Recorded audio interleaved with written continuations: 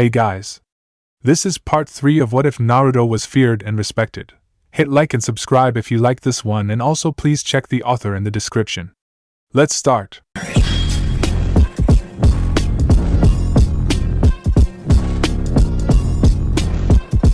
Chapter 11, Intentional Misunderstandings. The river's current was strong, yet silent as it carved its course through the rich soil.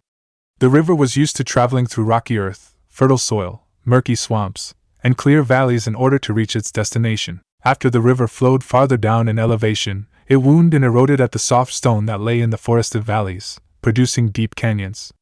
It was at one of these canyons where a lone merchant's cart was attempting to cross the gorge. A bridge that was no more than a few years old was constructed for safe crossing over the ravine.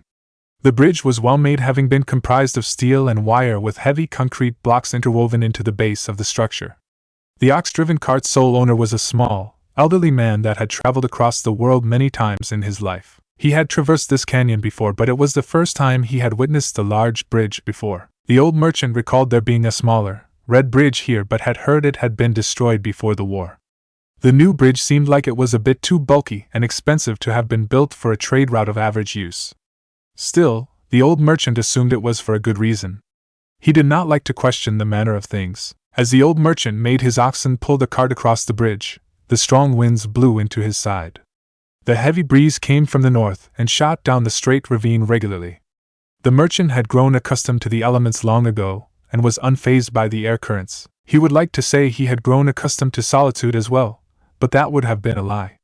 There was a time when he had been accompanied by a beautiful woman back when he used to question the world. However, the questioning and the pleasant company had eventually left him. All the old merchant had now was his cart. He had devoted his entire life to his cart and his experiences. When the cart had reached the middle of the bridge, there was a gust of wind from a different direction, and the man looked up to see what was in front of him. Before he saw the skinny man's repugnant smile, he felt the cold steel on his neck. The old merchant had encountered bandits many times in his life and wished that so many frequent occurrences would have made him used to being robbed long ago. Sadly, his wishes had never become a reality. "Hello?" the skinny man exclaimed with an awful sneer. The old merchant knew better than to say anything. There were 6 men, including the skinny leader, surrounding the tiny cart.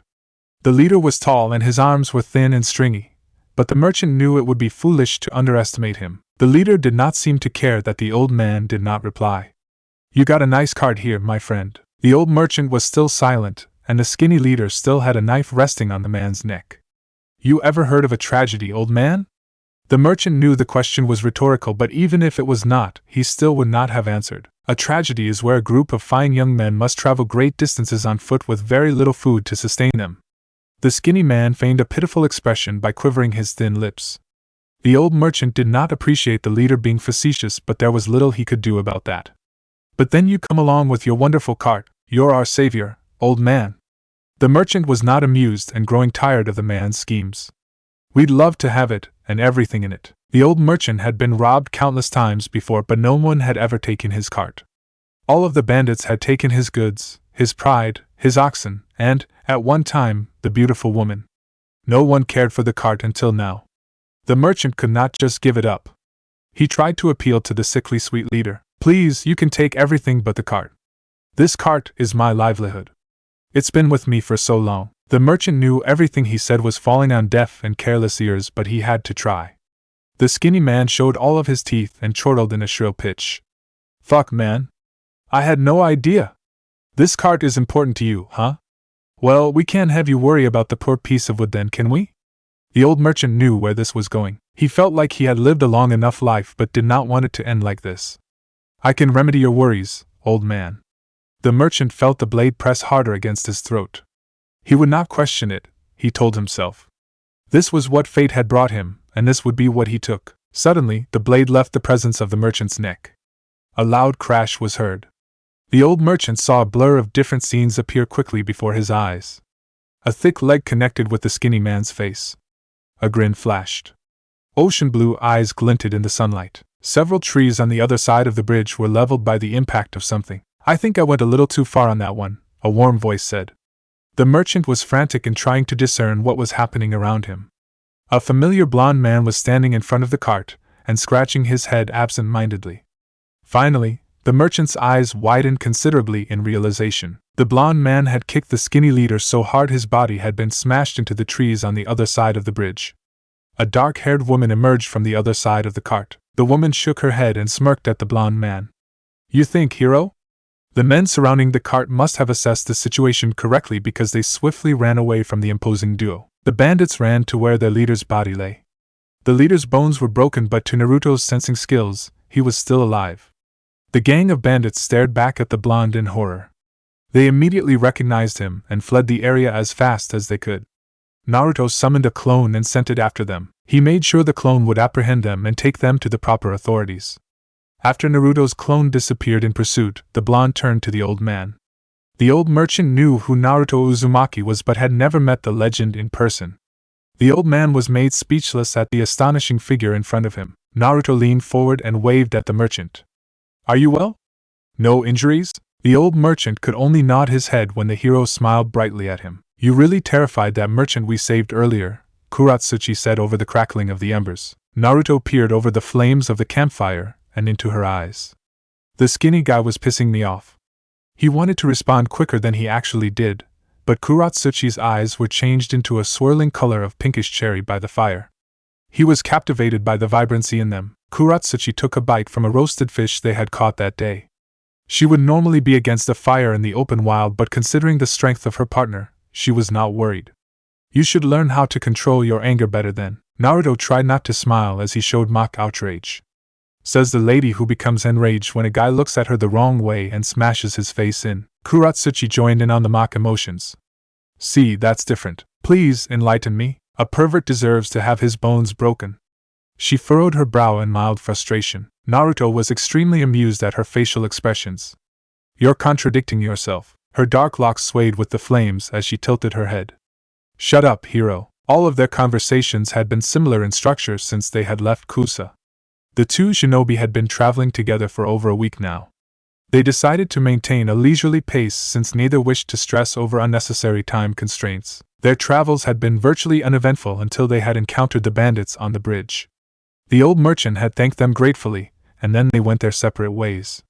About an hour after they left the bridge, Naruto received his clone's memories and noted that all criminals had been safely taken to a prison near the border. A few more hours and miles later, the two shinobi set up camp. The borderlands between the unnamed countries of where Taki and Kusa were located were mostly comprised of mangrove forests and marshes. Naruto had traveled these lands in his youth but did not know them as well as Kuratsuchi did. Because of her former position as bodyguard of the Tsuchikage and her former representation in the Union, she knew most of the continent well enough. She was rather unfamiliar with Mizuno Kuni, if she was being honest, but there was nothing to worry about with Naruto's connections. Naruto was currently seated under a large mangrove tree and had decided to leave the conversation alone for the moment. He let the events and experiences with Kuratsuchi of this past week sink in. He felt like he knew the beautiful Kunoichi a little better now, but still knew it was not quite enough. He knew simple things about her, like her favorite color or food and her personality in general situations. But he was unaccustomed with who she was. He did not know what motivated her or what frightened her. The facts about her childhood and her thoughts about the world through her experiences were all unknown to him. There was another element to add to the equation Naruto had realized some time ago. Even if Naruto learned all these things about her, there was still the problem of her state of mind. Whatever had been bothering her since they had met up outside of Kusa was still highly prevalent in her mind. Naruto desperately wanted to press her on the subject, but he knew there were better strategies to handle the situation. He just did not like them as much. Naruto ate the last morsel of his fish and discarded the bones into the fire. He let his mind calm down and focused on the present. He would figure out what was best in time. "It seems we're close to Taki now," he stated softly. "We can take a much-needed break from traveling there, if you'd like." Kuratsuchi nodded with enthusiasm at the proposition. "Sounds good to me." They doused the fire, then brought out their sleeping bags shortly after that. The night was tranquil and allowed them to sleep while the stars said good night. The next morning, Kuratsuchi awoke to find herself alone. She was puzzled as she searched around for her companion. She noticed an obviously unnatural path present in the brush and made her way through it. The morning was cool and gentle with a steady breeze coming through the trees. Summer was almost at an end with autumn fast approaching. The transition of seasons was one of the most peaceful and beautiful times to Kuratsuchi. She remembered something important as she slowed her pace down through the foliage. She wanted to laugh at her negligence. If autumn was almost here and she had her dates correct, then today would be. Her thoughts were broken when she noticed a quaint meadow was in front of her. The meadow was surrounded by mangroves and was made beautiful by a small stream of water running through it, highlighted by the green morning light. Seated on the far side of the meadow was a handsome blonde scribbling away on a scroll with a carefree smile on his face. Kuratsuchi knew Naruto had felt her presence before she had even entered the clearing, so she ambled her way over to him without announcing herself. Naruto looked up from his scroll when the pretty woman approached him. "Good morning. Sorry that I didn't make breakfast." The blonde usually made the meals for the two shinobi because Kuratsuchi hated cooking. Kuratsuchi waved her hand to dismiss his apology. "It's fine. We'll get something in Taki." She glanced at the scroll. "What are you writing?" The war hero actually looked embarrassed as he diverted his eyes away from her. She was surprised to hear nothing from him for a few seconds as he thought about what to say. He finally fastened his eyes to her and spoke the truth. "I originally came out here to write my report, but the atmosphere was so perfect and nice that I ended up writing something else." Kuratsuchi's curiosity was awakened. "And that would be?" Naruto was trying really hard not to seem like a child about the whole ordeal. If he had simply reacted with a cool demeanor in the first place, then he would have come across as nonchalant. He was slowly learning it was probably best to act like himself, though. He gazed up at Kuratsuchi's delicate features. The woman could be irate and merciless when she wanted to, but her face carried a kind element to it that made Naruto feel dizzy sometimes. He decided it was best to be vulnerable with her. "I'm writing a novel." Kuratsuchi smirked and lowered her eyelids in suspicion. "Seriously? Is it porn?" Naruto appeared to be mortified at that audacious question. "What? No. Why the hell would you think that?" She shrugged and sat cross-legged in the grass. "You've talked about your former sensei being the pervert who wrote the Ika Ika series, so I just assumed." Naruto shook his head with vigor, and his cheeks were red with unease. "No. There's nothing like that in this story." Kuratsuchi leaned forward slightly. "Then what is it about?" Naruto peered down at the scroll and rubbed his shoulder. "Well, it's about a civilian who is in love with a kunoichi. He spends most of his young life trying to impress her by trying to become a shinobi himself. He's unsuccessful at becoming a ninja, but..." Kuratsuchi had her eyes closed and held up her hand to interject. "Let me guess, he finds out that the kunoichi had always loved him despite his attempts to impress her." Naruto was a bit perplexed at that perceptive observation and sighed. "I guess it's still too predictable, isn't it?" Kuratsuchi shook her head and gave him an amused smile. "There's nothing wrong with being predictable in a story as long as it's interesting. If it helps, it sounds like it's worth reading. As long as your characterization is good, I think it will be a great story." Naruto quirked an eyebrow and smirked at the kunoichi. "I didn't know you were interested in literature." Kuratsuchi grinned and stood up. "I like to read." She stretched her arms above her head and yawned. "Let's get to Taki already. We should be there by mid-afternoon if we hurry." Naruto nodded and followed after Kuratsuchi as she jumped over the lazy stream of water. After the war had ended and matters had settled down, Naruto had decided to try reading and writing for a change. He had quickly fallen in love with literature and wanted to write a story that could compare to some of the amazing fiction he had read. He also wanted to be a successful writer like Jiraiya had been, but one with different source material. Over the last couple of years, however, he had barely written a few pages. When he had awakened that morning and found the meadow, Naruto felt a certain pull to start writing again. If Naruto was asked to describe the pull, he would say it was like a tug on the heart to try to capture a moment of something truthful. He was fixated on trying to write the truest sentence he could when a moment like that came. The two shinobi reached their campsite a few minutes later, packed up all of their belongings, and followed the trail that led to Taki. The trail's path meandered its way through a series of marshes and bogs. As the hours passed, the land started to change from murky waters to clear rivers and rushing waterfalls. The air was thicker, yet fresh with lush vegetation blooming all around the trail. Even though it was late summer, a dense fog rolled in and out of the area like a silent watcher. With the heavy sounds of the waterfalls and the foggy atmosphere, the country was made eerie and glorious at the same time. Naruto was so enchanted by the amazing scenery that the two of them took far longer to reach their destination than they had initially planned. When the sun was beginning to set in the west, Naruto could make out the silhouette of a jutted plateau rising above the earth. The duo identified the plateau as being the location of Takigakure and marched their way to its base. Before the war, Taki was known as a shrewd and secretive village that rarely welcomed outsiders or visitors. In recent years, thanks to the overwhelming peace, the village had opened up its doors to trade and tourism. The base of the famous, giant waterfall that fell from the plateau was a popular spot for tourists to admire and observe the natural wonder. Because evening was fast approaching, the number of people viewing the waterfall was modest. There was a great staircase that had been built into the sheer rock wall of the plateau not far from the waterfall. Naruto and Kuratsuchi climbed up the well-used staircase, and by the time they had reached the village, the moon was shining down on them. Thanks to the rise in tourism and trade, Taki boasted in having a plethora of inns scattered throughout its limits. The two shinobi began to look for an inn with a vacant room. Unfortunately, many of the inns were packed with guests and tourists. Naruto and Kuratsuchi passed through the busy center of the village to find an inn. People had been stopping the two of them regularly to speak with and give their regards to Naruto. When the two of them walked by a happy couple with a little boy in between them, Kuratsuchi saw a sad sight. Naruto had an almost forlorn expression when he saw the joyful family. The odd part of it was that he actually smiled when he saw the three of them, but it was not cheerful in the slightest. Perhaps it was his attempt at admiration of the beautiful family, but it was poorly manifested. It was a smile that reminded Kuratsuchi of tragic events and lamentations. Kuratsuchi knew Naruto grew up not only as an orphan, but also as a Jinchuriki. The man had probably always craved a family of his own growing up. Seeing the strong and courageous war hero in that state made Kuratsuchi pause to think on how to deal with the new information. After over an hour of searching, the two shinobi finally discovered an inn with a vacant room. The room was actually more of a suite with two separate bedrooms and a central living area. Naruto had decided to splurge a little bit with the money he had been given by Kakashi to rent the room for a night or two. When they entered the room, Kuratsuchi quickly picked her bed and found Naruto sitting in one of the chairs in the living area. Kuratsuchi had decided on how she would handle the situation that happened earlier. She took a deep breath and sat in a chair adjacent to Naruto. What exactly was that back there? Her question seemed to hang in the air as Naruto looked down at his hands. He knew she had been looking at him ever since they passed the family in the streets. He had mentally kicked himself dozens of times for letting the smile slip. A bad habit, he answered slowly. That was more than a habit, Naruto. He looked over to her and seemed to ponder her words.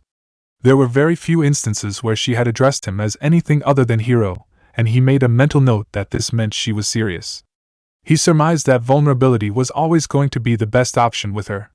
Sometimes when I see something like that, I miss my parents. I was able to know them for a little while, but sometimes I just wish they could be here with me. Kuratsuchi wanted to sympathize with the man, but both of her parents were still alive.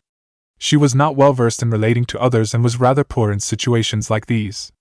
A thought passed through her mind that sounded harmless, and she did not think on it long enough to realize its implications. Well, why don't you make your own family? For years to come, Kuratsuchi would continually be stuck between regret and gratitude for that question because of the repercussions that would result from it. His eyes were practically glued to Kuratsuchi's face for what seemed like an eternity. Naruto racked his brain to try to decipher what that question meant. Were there any implications hidden within it? Or was it merely a harmless question? Naruto was uncertain. You make it sound easy, he said. Kuratsuchi tried to flow with the conversation. It can't be too hard to find a woman considering you're Naruto Uzumaki. I'm sure girls are always after you. What if I don't want them? Naruto was getting ahead of himself. He was becoming overwhelmed by the emotions bursting through his skull. Then who do you want? He could not say that. If he told the truth, then he would be gambling a lot of great things he was just starting to appreciate. Vulnerability was the best option, though. It had to be. Naruto gave the only answer he knew, you. Well, that was sudden. For an almost painful second, either of them said anything. Kuratsuchi was shocked at the announcement, and was unsure as to what she should say or do. She was enraptured by the brilliance and emotion in Naruto's cerulean eyes. Somehow, the distance between the two of them was decreasing. Both of them were leaning closer to each other, and for one brief moment, Kuratsuchi felt like she knew the meaning of things. She was going to kiss him, she told herself. She was going to show him how much he meant to her. She was going to feel something again. Much to her chagrin, the shadow ruined the moment with its oily essence sinking into her mind. She did not feel worthy of the happiness and love in her heart. She had let a girl die, of course. Kuratsuchi stopped her advancement and rose from her seat. Excuse me, she whispered as she retired to her bedroom. Naruto allowed his own shock and guilt to settle and clenched his hand. He remained seated, but his head was swimming. He stared absent-mindedly at the empty seat where she had been sitting. Did she just reject him? It had to have been clear to both of them what that moment was. He had been vulnerable with her, and she looked like she was about to comfort him. Did he read the situation incorrectly? Whatever that was, there was no mistaking he was hurt by her swift retreat. Naruto had learned to appreciate what he had and how not to live in agony for those who were no longer with him, but there were still times he felt destitute. Everybody felt that way from time to time though, and it was important for loved ones to support each other during those times. So why did she do that? Naruto knew there must have been a rational reason for Kuratsuchi's actions, but he did not care then. Naruto grabbed his cloak and marched out of the suite. He had to find something that would wash away this pain. When Kuratsuchi heard the door slam, she cried into her pillow.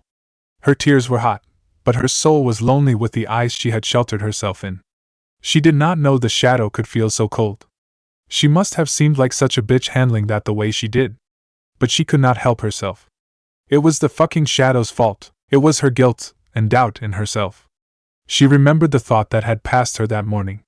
Originally, the thought had been joyful, but now it seemed sick and misshapen in the moment. She had wanted to tell Naruto about it, but it would seem hollow now. Today was Kuratsuchi's birthday. Naruto drifted through the streets with relatively no sense of purpose. He spotted a quiet bar after roaming about for a little while. The bar was clean and simple with a few chairs scattered throughout the property. Naruto took a seat at the bar. He ordered a drink and surveyed the patrons around him. There was a decent number of people in the bar, and no one seemed to be staring at him. He knew he was easily recognizable, and was about to deem the whole thing to be odd when a young woman sat next to him at the bar. His initial observation became false. The woman was staring directly at him, not even attempting to be coy in her endeavor. Her eyes were half-lidded with a dreamy gaze emitting from them. They appeared to be greenish-gray in the dim lighting of the establishment. Naruto found the woman to be quite attractive. Her hair was long and her figure was voluptuous. Based off her outward appearance, Naruto guessed she was probably a civilian.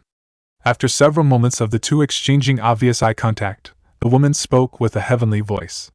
I must be a lucky gal. The bartender dropped off Naruto's drink, and the blonde took a strong gulp of it. Naruto was not sure how he should deal with the change of events, but he knew the woman could probably heal the pain in his chest. Would you like a drink, miss? My name's Hisa and you may. Naruto ordered her a drink and the woman leaned forward in her chair, the top of her dress gently revealing her well-endowed bust. Naruto could feel the heat in his face increase. Pleased to meet you, Hisa-san. The woman giggled and it was a beautiful sound to Naruto's ears. He was not certain if he found it pleasant because of the circumstances or not. But he supposed that was something he could think about later. Now was the time to enjoy what he could and forget about the pain. The beautiful woman leaned forward and kept her voice low. There's no need to be so formal, considering what I want to do to you. During the last part of that sentence, she closed the gap between them and spoke into his ear. Naruto could feel a pleasant shiver shoot up his spine. This woman was brash and seductive. Naruto had dealt with women like this before and had usually ignored them. He preferred women with a little more class, but he had to admit there was something about a woman being upfront that made his blood surge. Given his current predicament, the woman seemed to be the best person for Naruto's condition. He wanted to hold someone and make him feel loved. His mind was telling him that whatever the woman would bring him would be temporary and ignoble, but his heart did not care. He wanted some release. Naruto downed the rest of his drink in a hasty manner and felt the alcohol shoot through his head. The woman must have picked up on his vulnerable state because she began kissing him after he finished his drink. After a few seconds, Naruto stopped her and grabbed her hand. He led the woman away from the bar and they found an alley where they continued their act. Naruto was so caught up in the pleasure of the woman's lips he neglected his better judgment. Naruto was still a virgin, but he was no stranger to kissing. In recent years, Naruto had gone on many dates and kissed many females, but had never taken them to bed. Despite this, he wanted to forget about Kuratsuchi and the torment of what had happened earlier. Naruto kept kissing. Kuratsuchi sauntered through the streets in slow pursuit of Naruto. She kept telling herself she should have gone after him sooner. She wanted to apologize for her actions. She had let her emotions take over, something she despised. She used to be so logical and ruthless in her deeds and actions, but ever since the shadow, she felt like she was becoming someone else. Naruto had been so vulnerable, so open with her, and she had rejected him. Also, there was no mistaking what he had said. Naruto wanted her. Perhaps it was only made out of haste and carelessness, but she wanted to be sure of that.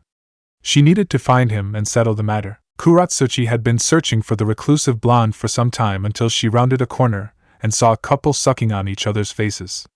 At first glance, Kuratsuchi was about to roll her eyes and continue her search until she noticed the hair. The tall man's hair, even in the dark of night, was hard to not recognize. Most women in this position would start to tear up, yell a profanity, and run away in a rush. The man would probably follow, apologize, and show how much he regretted the whole ordeal. That was the predictable solution to the problem. However, that was not Kuratsuchi. When she realized it was Naruto making out with a strange girl, Kuratsuchi felt immediate rage rise in her stomach. Kuratsuchi plodded forward, grabbed the woman's hair, and yanked her away from the blonde hero. The kunoichi pushed the woman against the opposite wall of the alley. Naruto's eyes were wide with disbelief and regret. Kuratsuchi gritted her teeth and hissed at the woman. "You slut! If you ever touch him again, I swear I'll tear your fucking tits off and slam them down your throat." The woman named Hisa had been threatened by women before, but never to such a terrifying degree. She nodded her head frantically and was released. She apologized profusely and ran out of the alley as fast as she could. When the woman left, Kuratsuchi glared at Naruto behind her. Naruto's eyes were heavy with guilt. Before Kuratsuchi could hear the incoming apology, she sighed and shook her head. "I'm sorry, Naruto." Naruto was having a difficult time hiding his confusion. Shouldn't she be yelling at him? The woman was scary when she was angry, and reminded him of his mother to a great extent. He wondered how his father had handled this type of thing. Naruto rubbed the nape of his neck. "I'm pretty sure that I should be the one apologizing, Kuratsuchi." Kuratsuchi looked defiantly at him and shook her head again. "No, you were only finding release. It's not like we're married or anything. We are merely traveling companions, right? You were only caught up in your emotions and saying what you wanted in the heat of the moment. When I couldn't give you what you needed, you found someone else that could give it to you." Kuratsuchi scowled as she looked in the direction of where Hisa had left. "But that woman was bad news, Naruto. I was protecting you from her." Kuratsuchi fixed her eyes back on Naruto and into the agony that was held within his features. She wanted to know the truth. "You were only lonely, right? That's why you said what you said?" Kuratsuchi wanted him to say that it was not so. She craved the answer she desperately needed. She needed to hear him say he meant what he had said. He wanted her, and she needed for it to be true. When she heard Naruto's answer, her heart dropped. "Yeah, you're right. I got carried away, Kuratsuchi. I'm sorry." Kuratsuchi smiled brightly and punched his arm. Her smile felt immediately like a lie. The shadow was in her heart too now. It covered her and told her it would alleviate the horrible pain. She decided to believe it for his sake. She had to believe in something, and regardless of the shadow's nature, at least, it was concrete. It did not lie like she did. "Great, let's go back to the room." She felt her words hang in the air, dying with the moment. As the two of them moved through the streets towards their inn, Kuratsuchi saw a store clock display it was midnight. Kuratsuchi knew she would never forget this birthday for as long as she lived. Certainly, that was not a lie. Chapter 12, Those Who Build. His smile was supposed to make her feel better. It was supposed to represent hope. A smile was the symbol of happiness and good cheer. So, why did she only see that terrifying smile out of the corner of her eye? The shadow seemed to love that smile and continually made her know it. The smile that was derived from bad habits and loneliness. A smile that was the furthest expression from good cheer. She never wanted to see him smile like that again, but Kuratsuchi felt like she was being tortured by the memory of it. In her dreams, Kuratsuchi would see the smile in the dark and the shadow would lurk through the teeth. It would ooze out of the mouth and chase after her, wrapping its nature around her limbs. It would reach her throat and choke her until it was satisfied. It was never satisfied. As the shadow would control her and tell her it was for the best, Kuratsuchi would still see the smile. The horrible smile that reminded her that Naruto was still human. She loathed that fact because if Naruto was human and he could feel pain like her, then he was not the rock she needed him to be. She needed someone who could help her and never be carried around by their emotions. Her wish was an unrealistic one, but the shadow did not care. It did not care about a reality with no meaning. This would be Kuratsuchi's dream. One morning after a restless night, Kuratsuchi was awakened from her nightmare. Naruto's sharp, blue eyes stared down at her. He smiled brightly and told her to get up. That smile was different, and she was grateful for that much. Kuratsuchi felt a chilly gust of wind cut into her skin as she stood up from her sleeping bag. Over a month had passed since the two shinobi had left Takigakure. Surely, long enough to forget about the horrible smile. Surely, Kuratsuchi told herself. Her tongue tasted bitter at that sardonic thought. Autumn had flown in with its warm colors and cool weather. Kuratsuchi should have been ecstatic because it was her favorite season. Of course, that thought tasted bitter too. A conifer tree danced about with the gentle wind above Kuratsuchi's head. Naruto and her had cut through the northern countries heading east over the past month. They were currently located in Shimo no Kuni and were climbing their way towards Kumo. The night before they had discussed stopping in Shimagakure to buy supplies. It would be the last stop before the treacherous climb into Kaminari no Kuni. The climb into the mountains would not be too bad this time of year as long as they moved with a purpose. The last month had been an interesting set of days. They were interesting because almost nothing interesting really happened. Kuratsuchi and Naruto would talk and discuss topics, but nothing more would occur. They sometimes stayed at inns and in the wild, but no matter where they were every night, they would always sleep with regret about not mentioning the rift between the two of them. They had lied to each other and felt more distant because of it. There had been little growth in their relationship, and both of them detested that fact. For some reason, Naruto seemed to have quite the purpose that morning. Kuratsuchi ate her small breakfast with a quizzical expression as she watched him pack up camp. He was packing everything in a hasty manner. After he packed his cooking-ware into his bag, he looked over to her with a big grin. I know what you're thinking. Kuratsuchi took a bite from the biscuit he had made for her that morning. He had no idea, she thought. Oh yeah? And what would that be? I'm moving so quickly that it seems like I'm out of character, huh? He showed his pearly teeth when he smiled. There was no dark substance leaking from them this time. She appreciated that much. Well, you're not wrong, she mumbled with a mouthful of starchy biscuit. Naruto did not dwell on the cryptic answer. She would have denied her emotions if he did, anyways. I just want to get to Kumo as soon as possible. There are a lot of things we need to see and do when we get there. Kuratsuchi finished her biscuit and thought about his words. She could probably guess at the top of his list of reasons was to see his friend and mentor, Killer Bee. Naruto would talk about the older Jinchuriki like he was a brother to him. Kuratsuchi liked it when Naruto talked about him. His face would light up and she would forget about the shadow and the smile for a little while.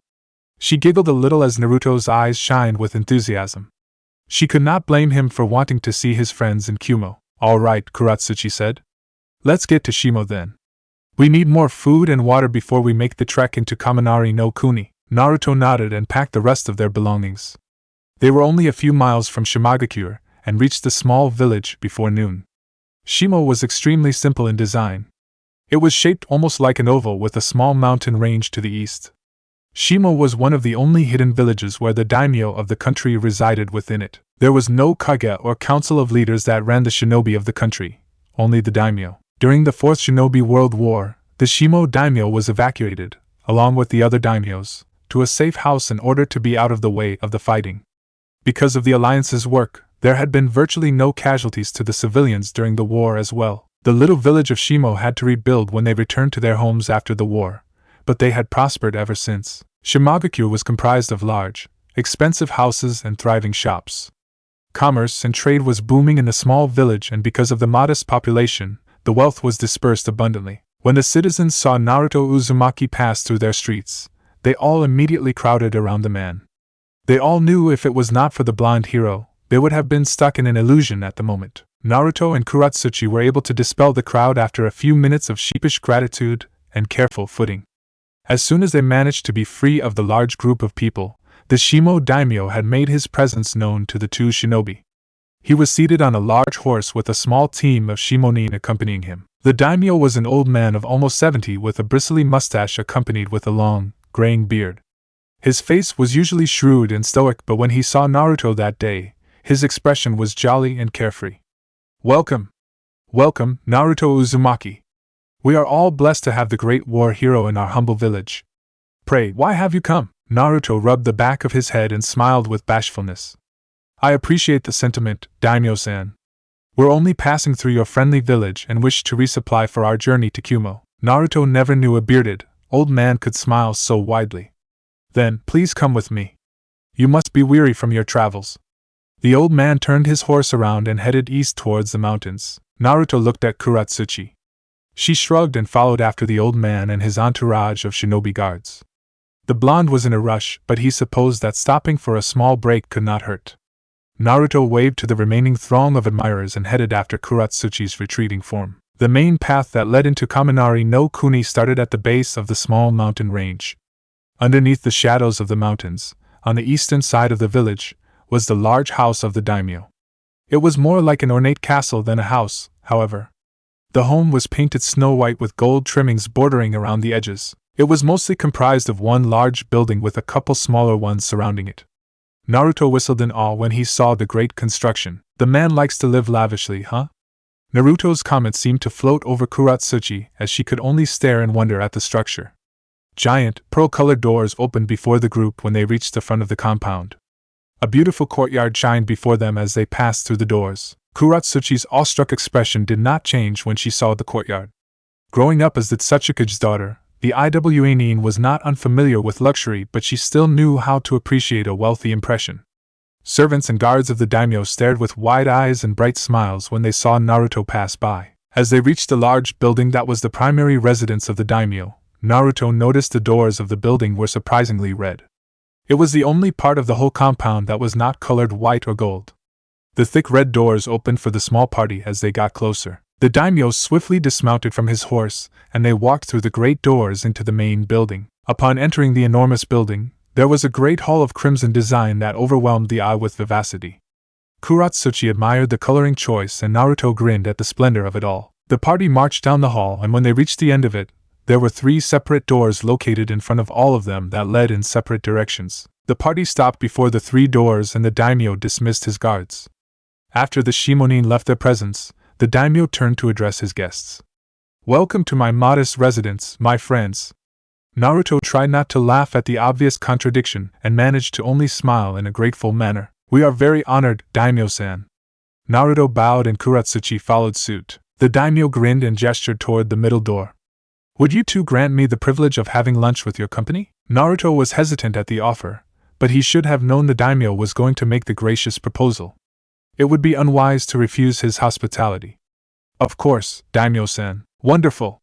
The middle door suddenly opened as if of its own accord and the daimyo glided towards it. Naruto and Kuratsuchi followed after him. As a direct contrast to the impressions and character of the daimyo's house, the room that was behind the middle door was small and simple. A long table was located in the center of the room. 3 comfy-looking chairs were already placed around the table and silverware was strewn across the lovely tablecloth. Naruto and Kuratsuchi took their seats at the table and the daimyo sat down on the opposite side of them. As they waited for their meals, Naruto decided to add what was on his mind. "Daimyo-san, I want you to know that we both greatly appreciate your geniality, but, oh my, how rude of me." The daimyo's interjection caught Naruto off guard. The daimyo was looking at Kuratsuchi, who appeared to be just as taken aback as the blonde next to her. "I have not asked your name, my dear. You must excuse me, of course. I tend to look over some people every now and then. I blame old age." The elderly man began to cackle as a servant set his dish in front of him. Kuratsuchi introduced herself respectfully when the servants brought out their meal.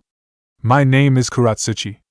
I am the Iwa representative for the Shinobi Union and granddaughter to the Sandaime Tsuchikage." Kuratsuchi did not really intend for the Shimo daimyo to fret over her position, but he did, nonetheless. "It is quite an honor, daimyo-san. This is truly an exquisite home that you have brought us to, and we are very grateful." Kuratsuchi hoped her remarks sounded sincere. The daimyo smiled with fervor and laughed heartily. "Thank you, my dear. Because of the success of the village, all of my citizens are able to enjoy such opulence." Naruto was curious about the demographics and economical methods of the village, but he had more important matters to discuss.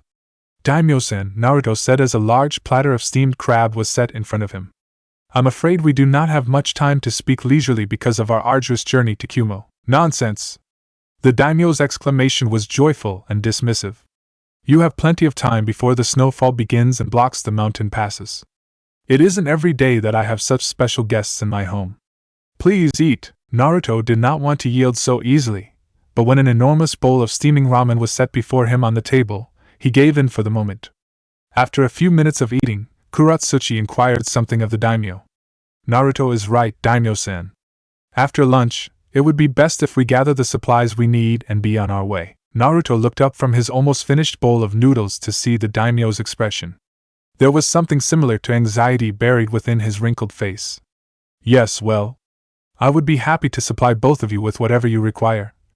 The daimyo paused and fear washed over his eyes.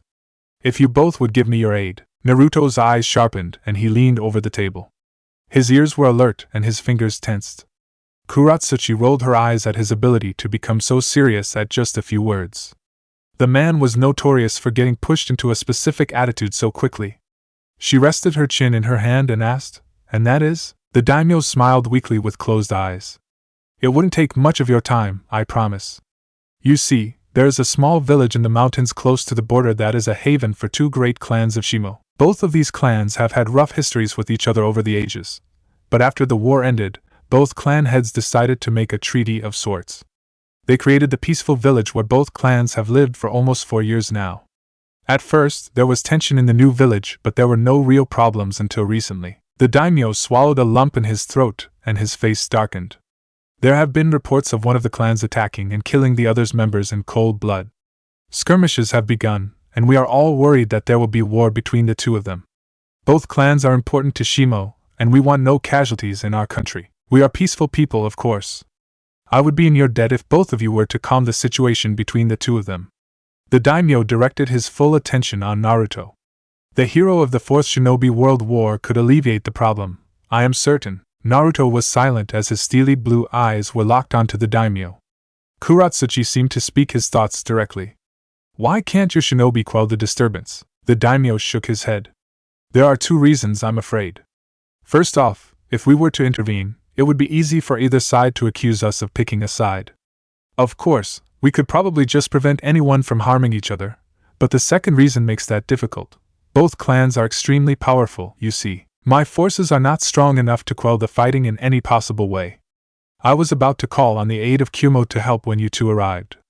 I know that both of you should have no problem in alleviating the tension." Naruto was still silent as he pondered over the daimyo's words. Kuratsuchi was uncertain about the situation. She wanted to help, but she wondered if it was for the best. The daimyo tried to make the proposition more reasonable. "It's on your way to Kyumo, anyways. The main road there passes right through the village. You won't even have to come back here. Just go to the village, try to calm things down, and then report back. I'll give you both all the provisions you will need. Consider it a gift of our friendship." The daimyo was appearing to be more and more desperate with every word he spoke. Naruto was not really a fan of bribes, but there was nothing really immoral about taking the supplies and helping the daimyo. In fact, it would be immoral not to help. Naruto knew he could handle whatever came his way, but he was worried about Kuratsuchi. She was getting more fragile every day. Whatever had been bothering her seemed to be increasing significantly ever since Taki. Naruto was not sure Kuratsuchi could handle an actual battle in her condition. Still, they would have to go to the village no matter what because of the main path. Before Naruto could make up his mind, Kuratsuchi made the decision for the both of them. Naruto's eyes widened as she spoke with confidence he had not seen in her for some time now. "We will do it." Kuratsuchi's jaw was set, and her rosy eyes carried strong resolve. Naruto thought she looked beautiful. He still had his reservations about the decision, but he supposed simple caution would warrant a decent amount of safety for the both of them. He would follow her into any storm, he decided. For the next few hours, the two shinobi were debriefed on the abilities and history of the two clans. They needed to be ready for what was to come. As the daimyo spoke in a grave tone, Kuratsuchi wondered if she would be able to handle the events that were soon to be thrust upon her. She was certain the task they had been given would not turn out to be too strenuous. She was correct in one way, but she soon found out she was horribly wrong in another. Mitsui abhorred the smell of smoke. She did not even know she hated it so much until recently. The smoke would sting her eyes and tears of agony would fall from them. She blamed the smoke for the tears, but she knew it was not the smoke's fault. It was her circumstances. The Igarashi clan had burned another house this time, and it just happened to be her own. Mitsui regretted leaving her mother at home that day as she went with her father to their neighbor's house. She heard her mother's screams as the smoke stung her eyes. The Kitagawa clan used their abilities to quickly extinguish the fire, but the damage had already been done. When Mitsui's father, the Kitagawa clan head, saw the burned corpse of his wife, the amount of rage in his glacier-colored eyes reminded his daughter of the flames again.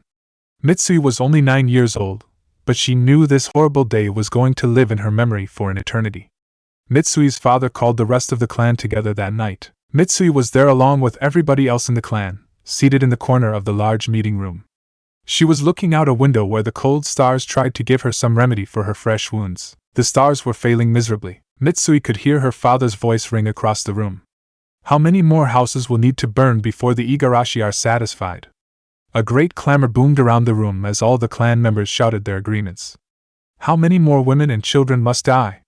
I say that tonight we annihilate the threat of the Igarashi once and for all. There was no defiance to the suggestion, and more shouting ensued because of it. Mitsui was confused. Her father used to be so calm and peaceful towards the Igarashi.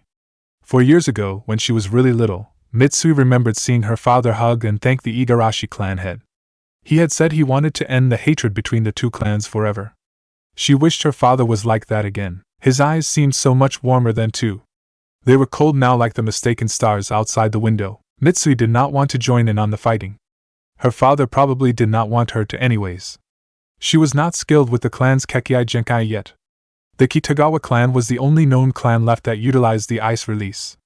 The famed Yuki clan of Mizu no Kuni was all but forgotten and had been killed off years ago. There were old tales of the Kitagawa being somehow distantly related to the Yuki, but that was never proven. Mitsui had been told about the Kitagawa and the Igarashi's bloody history from her father once.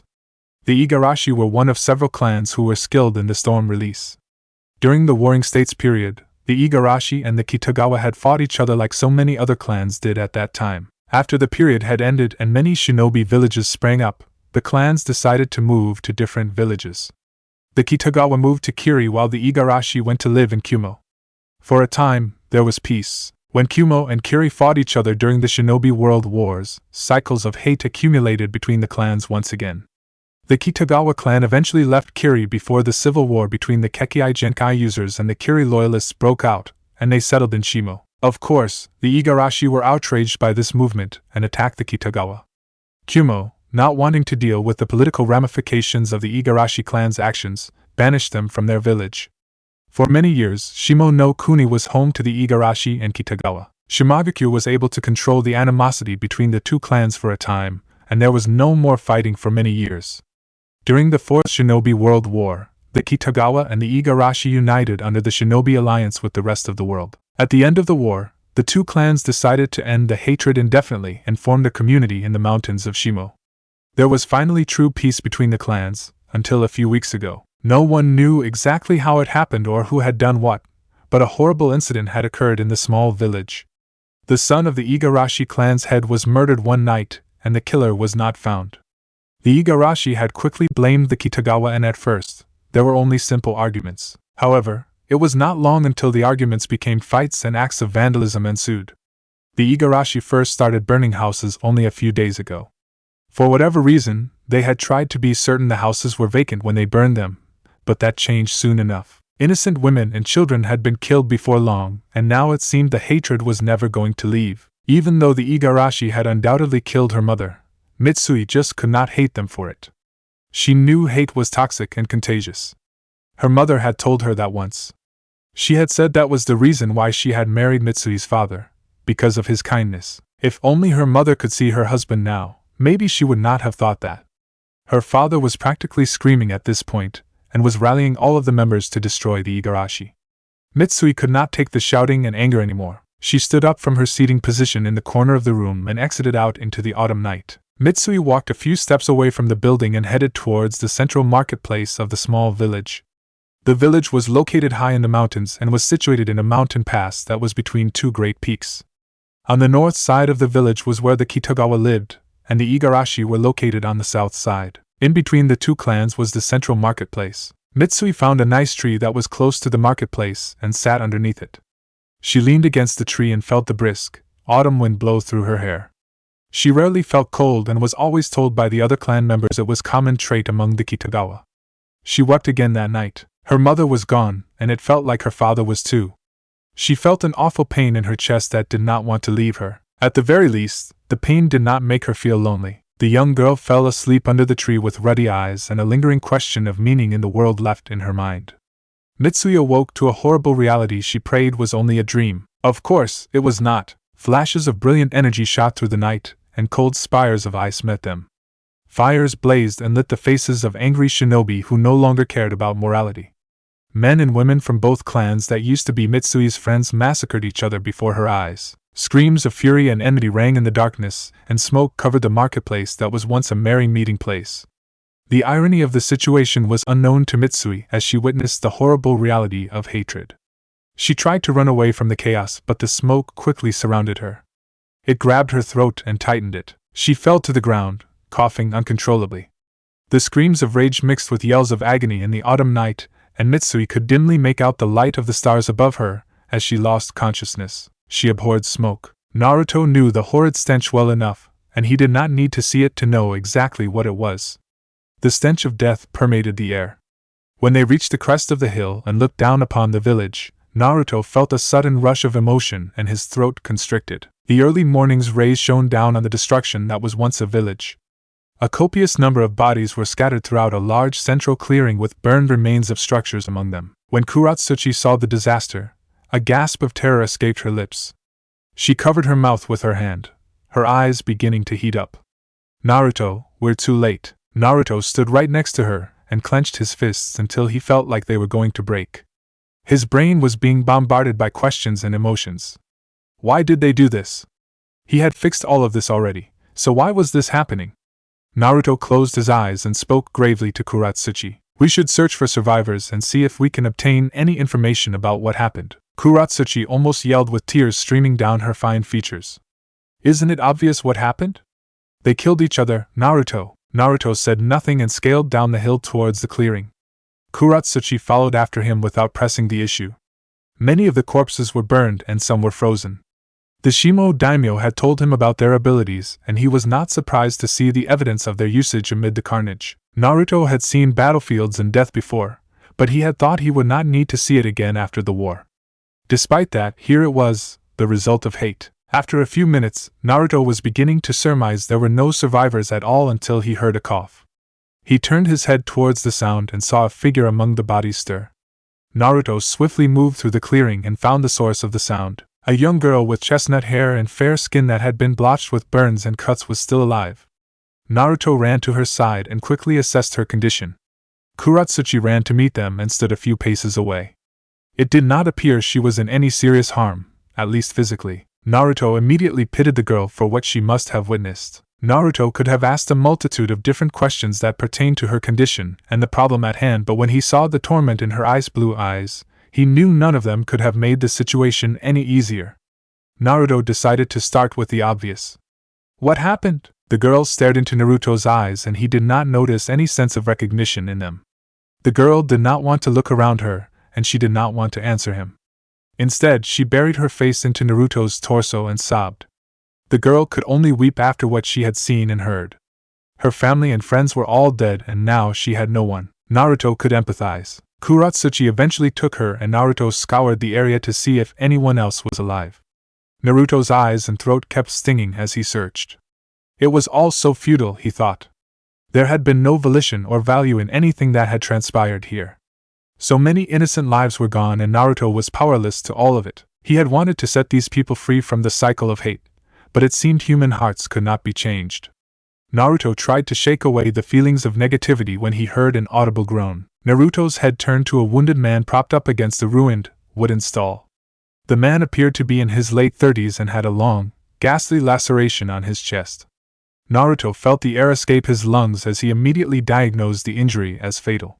It was remarkable that the man was still alive. On the man's forehead was a protector that bore the symbol of Shimo. The man beckoned Naruto with his dim eyes and Naruto knelt before him to hear his last words. Are they all dead? The man uttered. Naruto stifled the sudden anger that boiled in his veins. Was that all he cared about? Was he still so overcome with hatred that even during his last moments he wanted them all dead? Even though he was furious, Naruto was able to calm himself down, although not completely. Yes, you made sure of that, it would seem. I see. So we succeeded? We eradicated the Kitagawa for good. Naruto wanted to know what was controlling this man. How can you say that? You killed an entire clan and you bear no remorse? The man's eyes seemed to light up at that inquiry. You don't understand. They killed my son and deserve to be destroyed for that. Is a clan responsible for one man's mistake? Is your hate so strong that you would deny a human's right to live? Yes, Naruto scowled at the man. He did not care if the man was dying because he clearly needed to hear this. Don't you understand how many people died trying to stop this awful cycle of hate and war? You would throw away their lives and say they died for nothing? My friends gave up everything for you and your clan to stop such foolish actions. You threw away peace and love by a rumor and baseless vengeance. You gave up. Naruto was screaming and his voice felt raw. He wanted to punch the man, but there was no need. The man had closed his eyes and passed away from this world already. Naruto was talking to no one. For the rest of his life, Naruto would never know if the man had really listened to him. The man's heart had died long before his body had, and that saddened the Jinchuriki considerably. As Naruto trudged back to Kuratsuchi and the girl, he wondered if everything he had ever done really mattered. When he reached the two females, Kuratsuchi was still holding the girl. She seemed to have stopped crying and looked up at Naruto when he approached. Despite everything Naruto had just seen and heard, at least there was a silver lining. There was a survivor. What's your name, young lady? His tone was gentle, a contrast to what it had been only moments ago. The girl had a look of wonder as she gazed up at Naruto. Mitsui, she said with a steady voice. Mitsui Kitagawa. Naruto gave her a sincere smile. At least, the dead man had not succeeded in his attempt to kill the entire clan. He had failed and there was still a survivor of the Kitagawa clan. Naruto knelt down to the ground and met Mitsui's gaze. That's a beautiful name. Naruto's smile weakened. I'm afraid that you are the only one of your clan left. Naruto's throat burned as he choked the words. He knew they were blunt, but the girl needed to hear them. I'm so sorry. Mitsui's cool eyes looked down to the ground and seemed to mull over the heavy words. She was still so young, Naruto thought. She did not deserve any of this. Her parents were gone now, and there was nothing that could bring them back. Naruto was so familiar with the feeling of hopelessness and grief it was almost nostalgic for him. He could not let another human go through the same life he did. She needed someone. Do you have any other family or friends that can take care of you? Naruto felt the question was obligatory, but he already knew the answer. Mitsui shook her head and tightened her grip with Kuratsuchi. The kunoichi was looking at the girl with a tender expression that made Naruto's body feel warmer. Naruto took a deep breath and stood up from his position. He stood tall and his eyes locked onto the little girl. Then it can't be helped. The both of us will have to take care of you. We're on a journey of sorts, you see, and I'm sure we can afford to add one to our little group. Naruto's features expressed great resolve on the matter. He still smiled because he realized he was getting a little ahead of himself. That is, if you would like to, Mitsui? Mitsui's eyes widened and her head switched back and forth between the two shinobi. These two strangers were going to let her join them? Did this mean they were her new mother and father? Mitsui had heard of adoption before, but she felt like this was all happening a little too fast. Still, the blond man standing before had a unique aura about him. He was bright and kind, like her father used to be. She felt like she could go with him and feel safe and loved along the way. The woman she was currently holding on to was also sweet, although she did seem sad about something. That was all right though. Mitsui was sad too, so maybe the two of them could help each other. Needless to say, Mitsui could not think of a reason not to join the two of them. In the end, Mitsui nodded her agreement. Naruto grinned brightly. Wonderful! My name's Naruto Uzumaki and this young lady here is Kuratsuchi. Mitsui directed her gaze at the dark-haired woman. Kuratsuchi smiled and stood up with Mitsui. Pleased to meet you, Mitsui.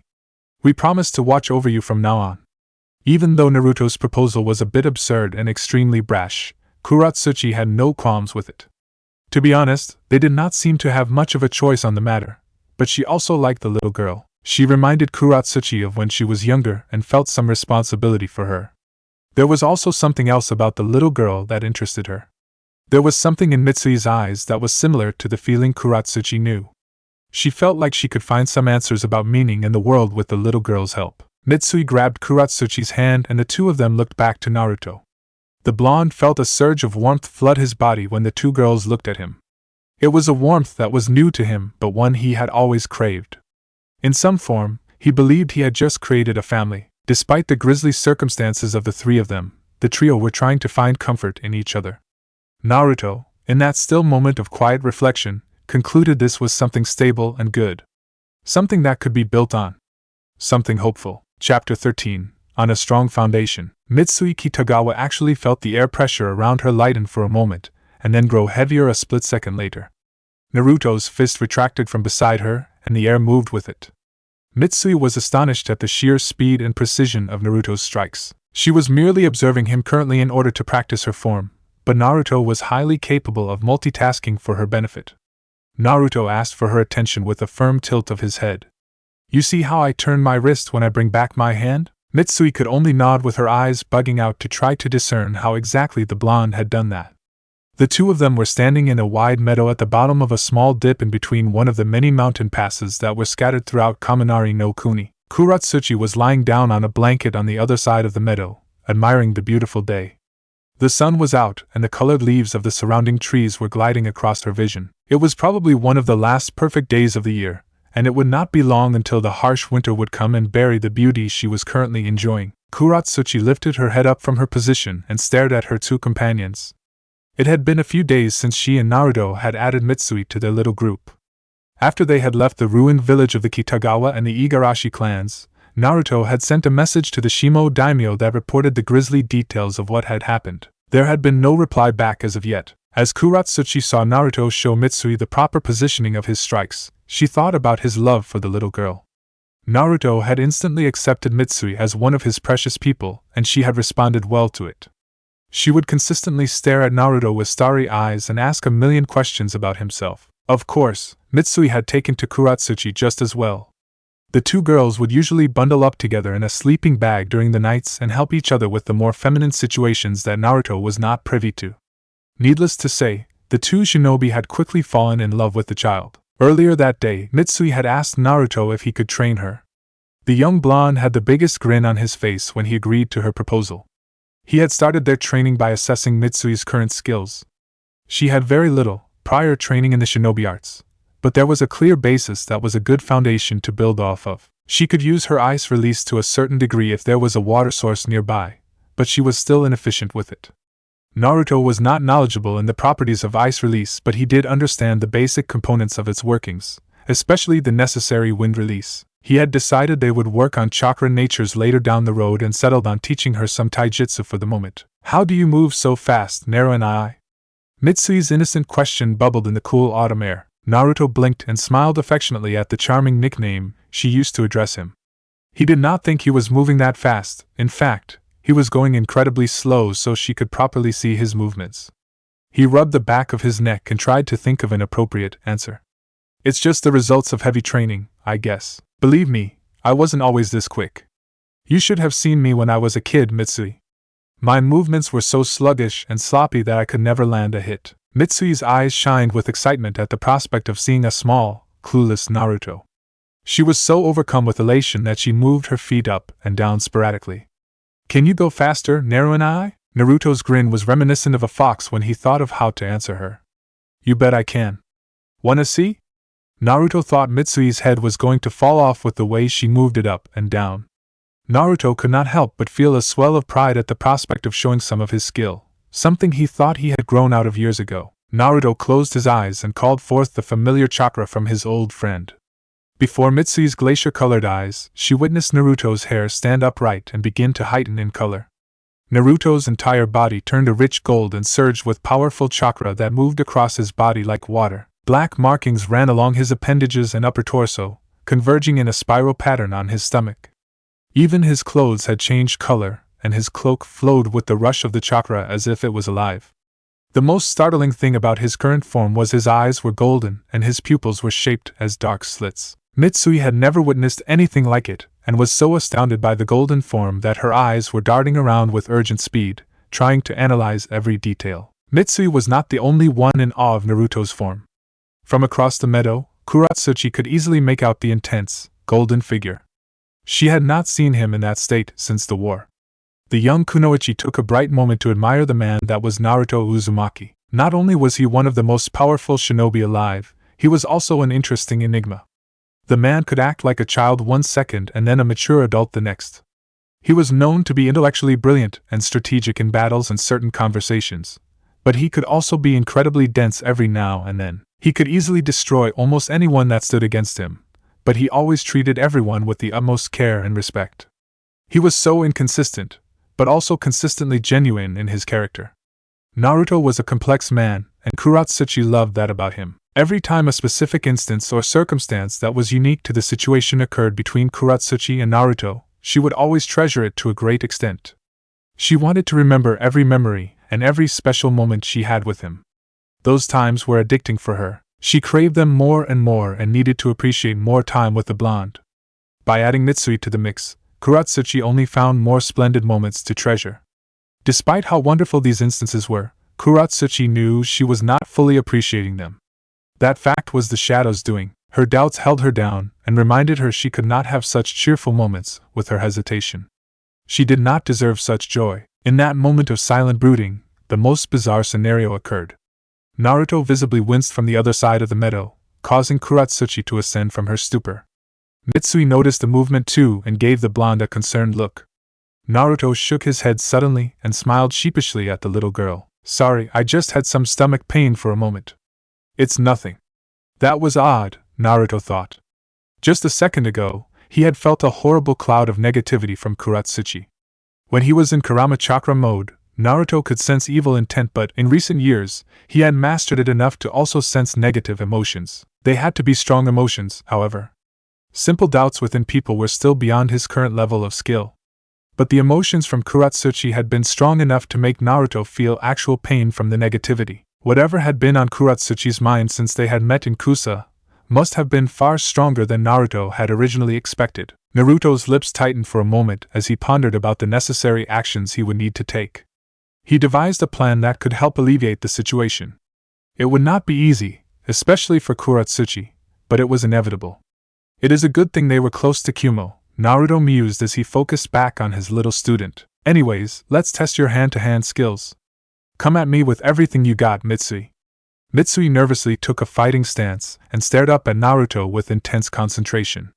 Small beads of sweat formed on her brow and her anxiety about sparring with the powerful Naruto became palpable. Naruto smiled compassionately, and his golden eyes were filled with tenderness at the innocent sight. Don't worry, I won't attack. I'll only defend. With that positive statement, a burst of confidence erupted in the child's chest, and she rushed forward. Mitsui threw an open palm towards Naruto's torso. She had poor training in taijutsu, but there had been a delicate basis implanted in her form of the Kitagawa style. Naruto was unfamiliar of the style, but he noticed it had many similarities to the style Haku had once utilized so many years ago. It was extremely sloppy considering Mitsui's current potential, but there was a lot Naruto could build off of with it. As he dodged and maneuvered away from Mitsui's strikes, Naruto carefully observed the dynamics of the style. Naruto maintained a pattern of not even touching the child as he moved gracefully away from her attacks. Obvious frustration was prevalent on Mitsui's face as she desperately tried to hit her target. Her desperation was getting the better of her and her form was losing the meager discipline it had started with at drastic levels. At one point, the child put her weight carelessly on her toes and Naruto effortlessly tapped her shin with his heel and caused her to lose her footing. Mitsui suddenly found herself on her back, staring up at a cheerful Naruto, his golden locks swaying gently with the constant surge of chakra emanating from his body. Not too bad, Mitsui. Mitsui lifted her head up from the ground and felt slightly dizzy from her fall from earlier. She felt her face heat up from embarrassment. What are you talking about, Naru and I? That was terrible. Naruto's brow furrowed at that remark. Don't be so hard on yourself, Mitsui. You have a ton of potential, you know. Truth be told, Naruto was not even close to exaggerating on that statement. She really did possess great potential. Naruto's sensory skills were heightened to a considerable extent while he was in Kurama Chakra mode and he could clearly see it. Mitsui had great chakra capacity. It was at a level that could potentially be higher than even Kakashi's levels. Although, to reach that level would take many years of training, still, they were above normal and that made the blonde eager. You have me as a teacher, so you'll do just fine. Naruto's grin was broad and Mitsui was coerced into trying to mirror it. Seeing it was time to take a break, Kuratsuchi walked over to her two companions with a bag of some ready-to-eat rations. A small container filled with food was thrust in front of Naruto's face, and he smirked at the other end of the extended hand. Time for lunch, hero. Her words carried a gentle, yet solid trill to them. Naruto loved the sound of it. He grabbed the container and stopped the flow of chakra. Back to his regular state, Naruto sat down in the grass with his rations. Mitsui gratefully accepted her portion of the food and ate merrily as Kuratsuchi sat down to eat next to her. As the three of them were eating their luncheon, Mitsui spoke with a mouthful of rice. How long until we reach Kumo? Don't talk with your mouth full, Mitsui.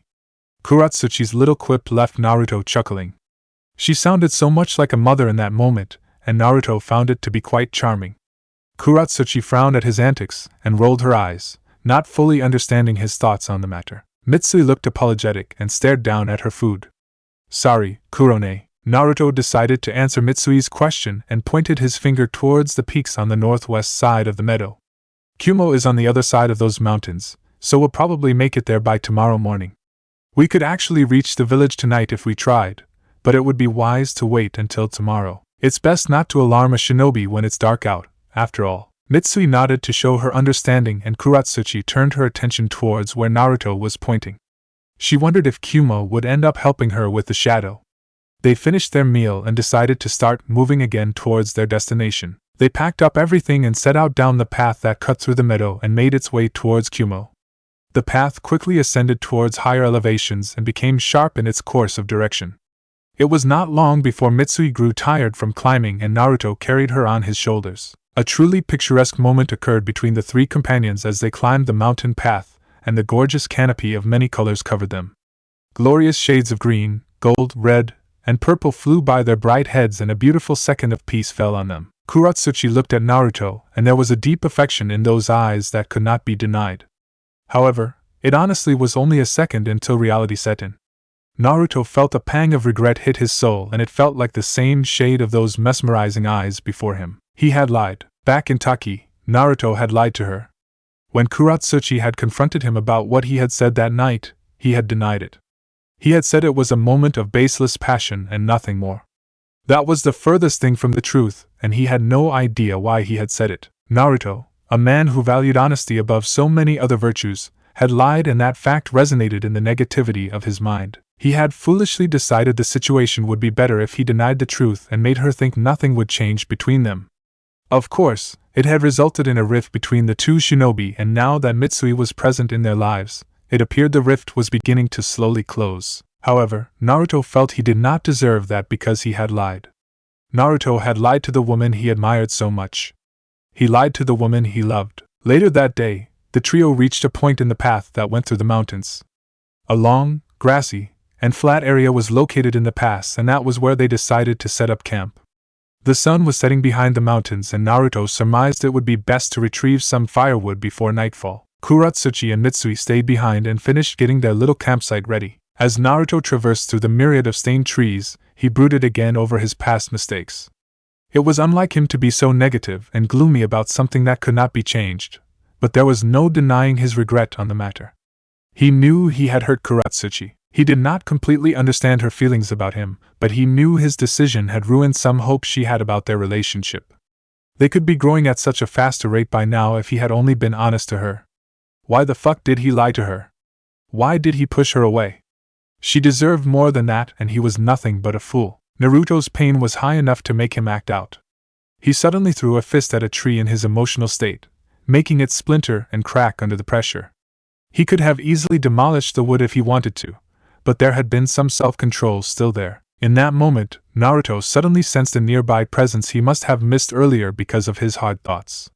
When he heard the familiar, silky voice invade his ears, he smirked in its direction. Well, this is a rare sight.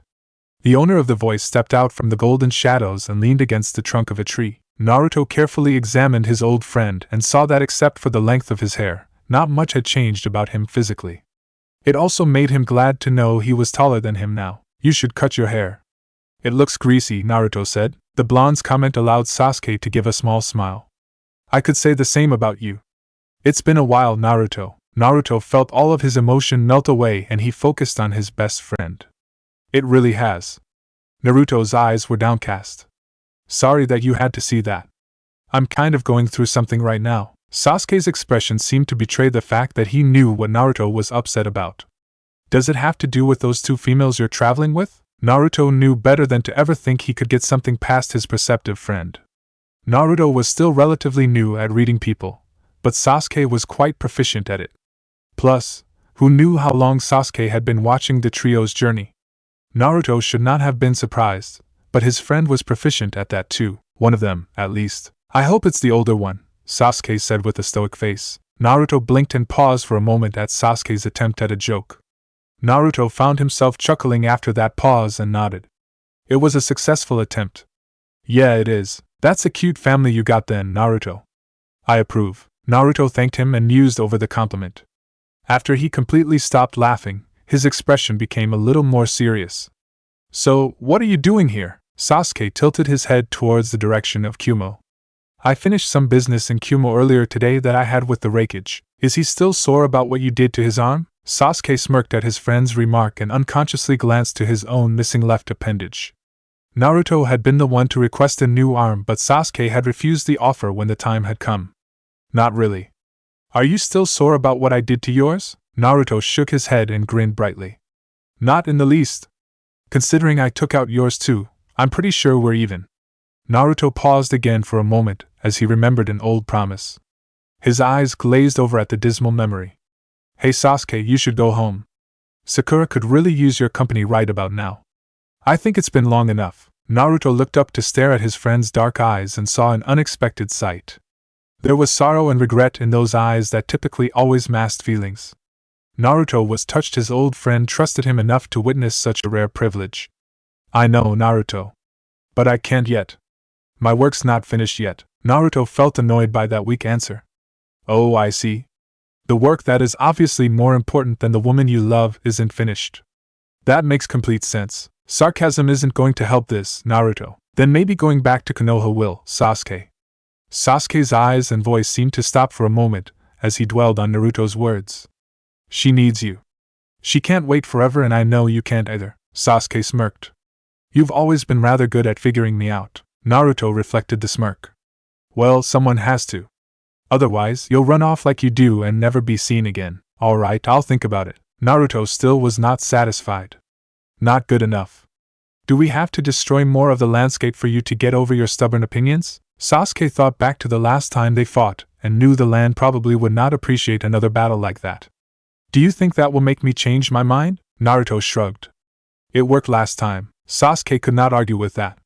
He sighed in defeat and slumped his shoulders back to indicate he had truly succumbed to his friend's words. Fine, I'll pay her a visit. Naruto's signature grin was brought out as the sun finally set behind him. Sasuke really did miss that smile. Great. I wish you would just stay there, but I'm not about to count my losses. Sasuke smiled softly at that. Not like there's much to count. With the conversation appearing to be done, Sasuke turned around to head towards the mountain path. However, he still had something to say. Naruto, it's going to be alright. Just be honest with her next time. Naruto felt like his chest was much lighter after hearing such positive words from his friend. He would be lying if he said he did not appreciate his friend's perception and help from time to time. He also remembered one more thing he had to ask.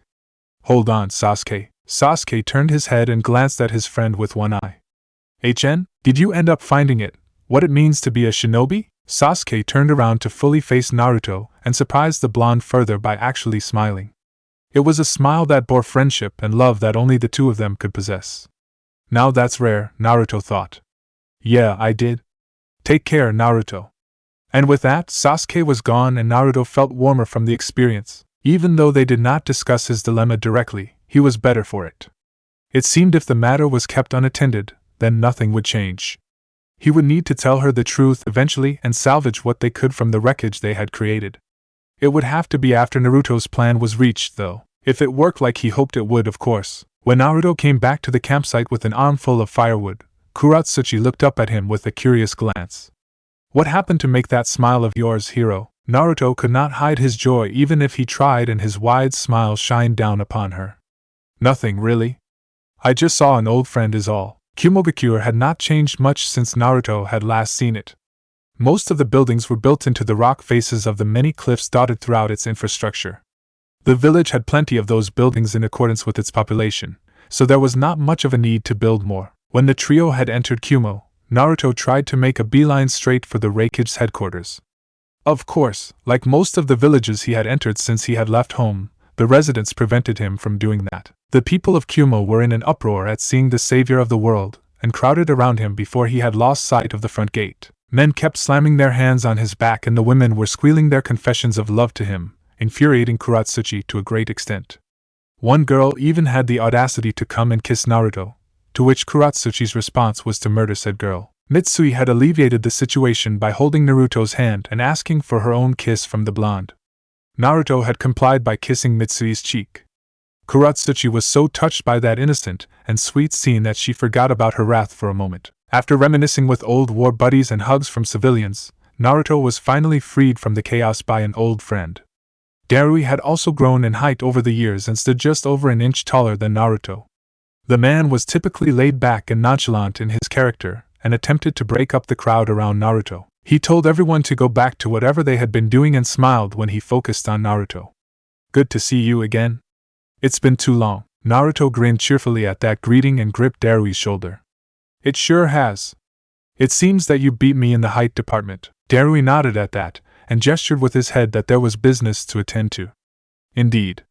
Boss wants to see you. We heard about the tragedy from the Shimo daimyo. We told him that we'd take care of it when you arrived. Boss wants a full report, and, even though he probably won't admit it outright, he's missed you." Naruto smiled as he thought about the giant leader, and grabbed Mitsui's hand who had been next to him. "Of course. We were headed that way anyways. They can come too, right?" Naruto motioned to the two girls who Darui had just seemed to have noticed. "Yeah, sure. Come with me." The three companions followed Darui as they moved through the streets and walkways of Kyumo to reach their destination, that was the Raikage's headquarters. Kyumonin gave their regards and greetings to Naruto as they passed by. When they reached the front doors of the headquarters, the guards smiled and showed their gratitude to the war hero. He thanked them with the utmost sincerity as they stepped into the large building. When the four of them finally entered the expansive chamber that was the Raikage's office, Mitsui was instantly frightened by the booming voice that greeted them. "Welcome, esteemed guests," Darui sighed at his leader's bombastic introduction. "Boss, we've been over this. We're indoors, so there's no need to be so loud." The fourth Raikage, waved off Darui's remark and kept his face serious. Naruto knew the old village leader wanted to smile when he saw him. Ever since Naruto had persuaded the old man during the war, had developed a strong fondness for the war hero. "Until you become the Raikage, Darui, I will not listen to your demands." Darui rolled his eyes.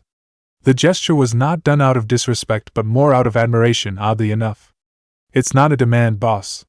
It's more of a suggestion." A seemed to ignore Darui's words and stood up from his chair. "Naruto Uzumaki. Come here, my boy.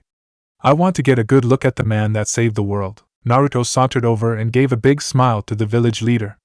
"Hey, old man. How you doing?" Naruto knew when it was best to be formal, and when to be casual.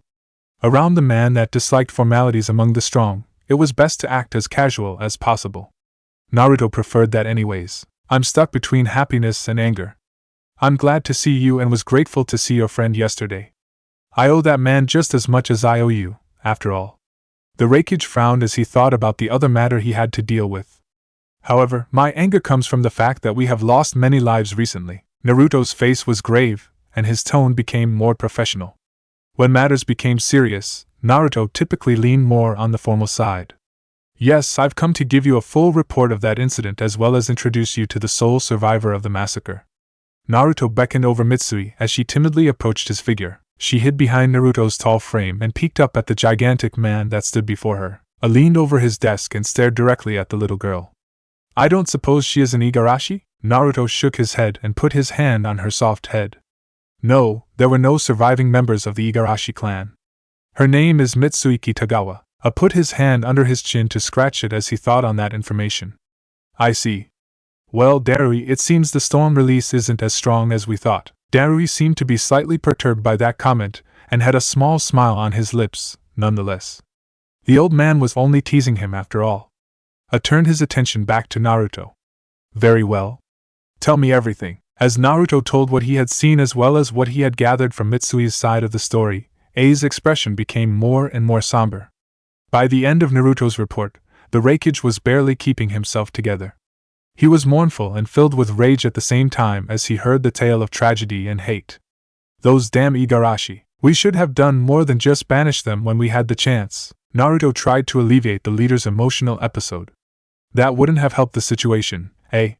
You know that it would have made the matters worse and expanded the circle of hate to Kumo." Knew this, of course. He was only speaking from his heart instead of his mind, something Naruto could easily relate to. A seemed to calm down at Naruto's statement, and leaned back in his chair. You're probably correct, Uzumaki. A seemed to be satisfied with the matter and stood up from his seat. Alright, you probably want to see B, huh? Naruto nodded at the lovely suggestion. He had missed his old friend and fellow Jinchuriki. They had a lot of catching up to do. You bet. Naruto suddenly remembered his plan and lowered his voice to speak to A. Also, I was wondering if we could visit Genbu at some point. I mulled over the question for a moment. Of course you can, but Genbu's course is pretty far from the coast right now. You'll have to wait a couple months until he's closer. I'm sure B will escort you there when the time comes. Why do you want to go there anyways? Naruto's eyes sharpened as he answered. I need to visit the Falls of Truth. I wanted to ask the young man more, but he decided to leave the matter alone. Fine. I'm guessing you will want a place to stay while you're here too? Naruto waved off the suggestion and humbly tried to refuse the offer. Oh no. It's alright. I'm sure we can manage. Naruto was saying it more out of pleasantries, but A had different plans. Nonsense, Uzumaki. I won't have you stay anywhere else but here in my home. I'll have Mabui prepare some rooms for you all. Naruto rubbed the back of his head and felt extremely gracious by the Raikage's offer. Thanks, A. The truth is that we're rather short on funds. I was planning on maybe taking a few missions from you to help us out, if it isn't too much trouble. I seemed outraged by that statement. Well, why didn't you say so? We don't have any missions for you, but I'm sure we can find you a job or two. I'll ask around and see what I can do. As for B, I'll call him and he should be here soon. Naruto thanked the Raikage once more and they left the room shortly after that. Mabui escorted the three to their rooms and Darui said goodbye to them for now. Mitsui and Kuratsuchi were given a room to share that was on the other side of the hallway that separated them from Naruto's room. Naruto walked into his spacious accommodation and found a comfy chair to sit in. He sat and thought on the events of the last few days and wondered what would happen next. He thought especially about Sasuke and hoped all would go well with him in Konoha. Naruto could not doubt his friend's abilities and knew it would probably work out for him. Naruto also thought about the rift between himself and Kuratsuchi. Would it really work out between them? Was there anything still salvageable? He could not lose her, and loathed the very thought of such a thing happening.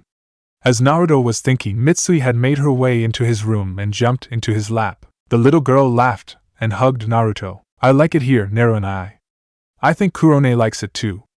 I want to be with you two forever. Are we going to be staying long? Naruto smiled affectionately at the child and held her tight.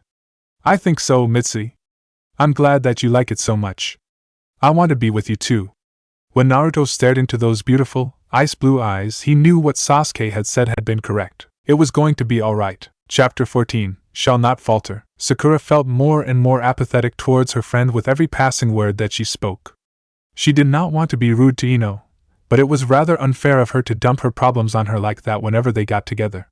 It was always about relationships too, of all things. Ino took another bite from her sweet dumpling and added another point to her one-sided argument. I've seen the way he looks at Hinata. He never looks at me like that. Suddenly, Sakura felt like she needed to add something reasonable to the conversation. Someone had to, at least. Ino, Sai loves you. He's not even remotely interested in Hinata, and you know that. That man would easily die for you, and considering he was once an emotionless bastard, that's saying something. When Ino had paused and her face flushed brightly, Sakura knew the conversation would finally advance. I guess you're right. I'm a lucky woman. After Ino took the final bite of her meal, she was suddenly struck with another interesting topic. Now we just need to find you a man. Oh no, Sakura thought. Not this whole thing again. Sakura could not even count how many blind dates she had been on thanks to the courtesy of her blonde friend. For the first couple of years after the war, Sakura always refused Ino's suggestions to date some noble's son or some handsome shinobi from another village. However, after the constant bombardment of Ino's tenacity, and the increasing doubt in Sakura's heart, she had finally given in some time ago. She mostly did it to combat her loneliness, even though it barely made a dent. Many of her dates were really nice guys and seemed like they would make amazing husbands and fathers, but they all lacked one thing: they were not Sasuke. No matter who she had encountered these last few years, she could not forget where she put her heart. Sakura never went on a second date. Ino, please. I think I'm done with the whole dating scene. Ino had heard this one before. But Sakura, this guy is a hunk. Plus, he's like super sweet. Seriously, just give him a chance. Sakura had heard that one too. She was starting to think her life was scripted to be as monotonous as possible. All I've ever been doing is giving guys chances. I'm tired of being so merciful and polite. I can't do this anymore, Unless the next date you give me is Sasuke Uchiha, I could care less. Sakura's voice had been much louder and higher than she had intended for it to be. She regretted that just like so many other instances in her life, Ino was unfazed by the outburst. She took a sip from her drink and leaned into her chair. I think you're going to like this date then, Sakura. He's not Sasuke exactly, but he's really similar. Sakura quirked an eyebrow to indicate her mild interest. Ino continued, I'm telling you, this guy is from Kiri and he looks like he could be an Uchiha. He's not, of course, but maybe he has a distant ancestor or relative or something. Sakura still was not completely convinced. I don't know, Ino. Ino took out a pen and paper and began to scrawl something. She handed the piece of paper to her friend when she was finished writing. Here. This is an address to the restaurant where he will be waiting for you tonight. Be there by 8 and I promise that you won't be disappointed by who you find there. Sakura scoffed but took the paper anyways. She got up from her seat and turned towards the exit of the little cafe the two girls frequently occupied. I'll think about. I'll see you tomorrow at work, Ino. Sakura exited the cafe and stepped out into the mid-afternoon, sun-laden streets of Konoha. Autumn was a cheerful season in the large village with the busy street vendors selling their ripe bounties of the harvest. Patrons from all around the land came to find great deals and enjoy the peaceful atmosphere Konoha was famous for year-round. Sakura decided to pick up some rice while she was out and found a great price from a rice farmer she knew well. The old man took her money gratefully and told her it was going to get cold tonight. I can tell, young lady. The old rice farmer tapped his worn knee as he sat on his stool. Sakura smiled tenderly at the friendly farmer. He always came this time of year to sell his harvest, and Sakura loved visiting him every year. These old bones haven't failed me yet. It's going to be freezing tonight, heed my words. Sakura's smile weakened a bit. It did not really matter to her whether it was cold or not. She had not felt warm in years. Sakura carried her bag full of rice over to her humble abode on the edge of town. She climbed the stairs of her apartment building up to the 3rd floor and unlocked the heavy door that led to her room. She put the rice on the counter of her small kitchen as well as the paper Ino had given her and went out onto her convenient balcony. Sakura gazed out upon the sunny village that had always been close to her scarred heart. She loved her balcony and frequently took advantage of it, especially when she was feeling pensive. In recent months, however, it held another meaning. It was the last place she had seen Naruto. Sakura's two most important people had left her, and she never felt more alone. Ino was her best friend and her coworker, but the blonde kunoichi did not have that special place like Sasuke and Naruto did. There was Kakashi, but he was typically busy with his Hokage duties. Tsunade was not as free as one would think either. The former Hokage was always called upon by neighboring countries for her medical expertise, and Sakura had grown accustomed to seldom seeing her teacher. Even if she did get to see her friends more often, it was more her own decision to remain distant from them. There were only two men that could mean so much to her. Sakura was used to feeling guilty about the way she treated Naruto. She bullied and hurt him on more than one occasion, and even when she thought she was doing the right thing by him, he was so pure and righteous in his way of showing her she failed in her poor attempt. He was angry when she lied and when she was anything other than herself. He had always been there even when Sasuke had not been. But she loved Sasuke. She put Naruto through so much heartache because of that, and the worst thing was the blonde never held that against her. He always forgave her and told her their friendship was enough for him. That man knew pain better than most, but he still managed to smile and cheer. She missed him so much. And then there was Sasuke. Sasuke Uchiha, the man that was easily identified as an enigma. That was where the identification process typically ended because the man was so mysterious in his nature, and that intrigued the female mind to great lengths. However, Sakura knew him better than most, and that fact only made her love him more. She yearned for his deep, onyx eyes and his strong touch that said more words than his mouth ever could. Everything around her constantly reminded her of him, especially when a night bore a crescent moon. They had left so much unsaid in the rehearsals, and Sakura's mind of what needed to be heard had yet to be manifested. She missed him so much. Sakura took a deep breath and laid her chin in her soft hand. God, she was depressing. She felt so lonely that Ino's proposal was sounding better and better with every passing moment of unhealthy thought. Sasuke and Naruto were not coming back anytime soon, if ever, and the sooner she coped with that, the better. Finally, after several minutes of mental debate, Sakura went inside and clutched the crumpled paper to read its contents. It couldn't hurt, right? She never really knew who she was trying to convince anymore. Ino had been right. The man she had set Sakura up with actually looked incredibly similar to Sasuke Uchiha. There were a few obvious differences, but they did not dampen the intrigue in Sakura's probing eyes. He smiled more than Sasuke ever did, and he had more joy in his dark eyes, but for the most part, his hair, face, and muscle build were almost exactly like Sasuke's. His nose was a tad thinner, and his forehead was a bit more pronounced, but they were minor differences. He had a small scar that ran jaggedly along his neckline, but it was easily discarded after the initial observation. Sakura crossed her legs in her seat and smoothed out the thin wrinkles in her black dress with a free hand. She had been worried if she had overdressed for the date, but when she saw his semi-formal attire, the anxiety had melted away. "Sorry, what did you say your name was again?" Her date put up his hand in a dismissive manner and chuckled buoyantly. "It's totally fine. It's Saburo." He gave her a sheepish smile and rubbed his arm with his opposite hand. "I was actually there during the war with the Alliance. I saw you, Sakura, along with Sasuke Uchiha and Naruto Uzumaki. It really is an honor to meet you. The whole world owes all of you a great deal." Sakura was accustomed to this conversation, and others like it. Many people had expressed their gratitude after the war. The number of her admirers and suitors skyrocketed, and she still felt like she was reeling from the blow. At least, this man was earnest in his attempts. "Well, you're welcome. However, I'm afraid that I didn't really do much of anything. Sasuke and Naruto took care of most of it." Saburo's dark eyes brightened at that remark. "Oh? But weren't you the one that saved Naruto from death and helped Sasuke reach his destination? Also, I believe that there are many accounts about how you helped defeat Kage Otsutsuki by directly striking her from above." Sakura could feel her face heat up, and she averted her eyes from looking directly at Saburo. "Yes, well, all of that is true, but most of those accounts are also greatly exaggerated." Saburo chuckled again. Sakura wondered if she could learn to enjoy that sound. "I'm sure. Thank you for meeting with me, Sakura. I'm taking a leave from Kiri for now, and I must say that Konoha is beautiful this time of year." Sakura felt a tad absent-minded from what the man was saying. She was still trying to determine if coming on this date was a good idea. Despite this, she excelled at seeming to be paying attention when it was necessary. "Yes, it is.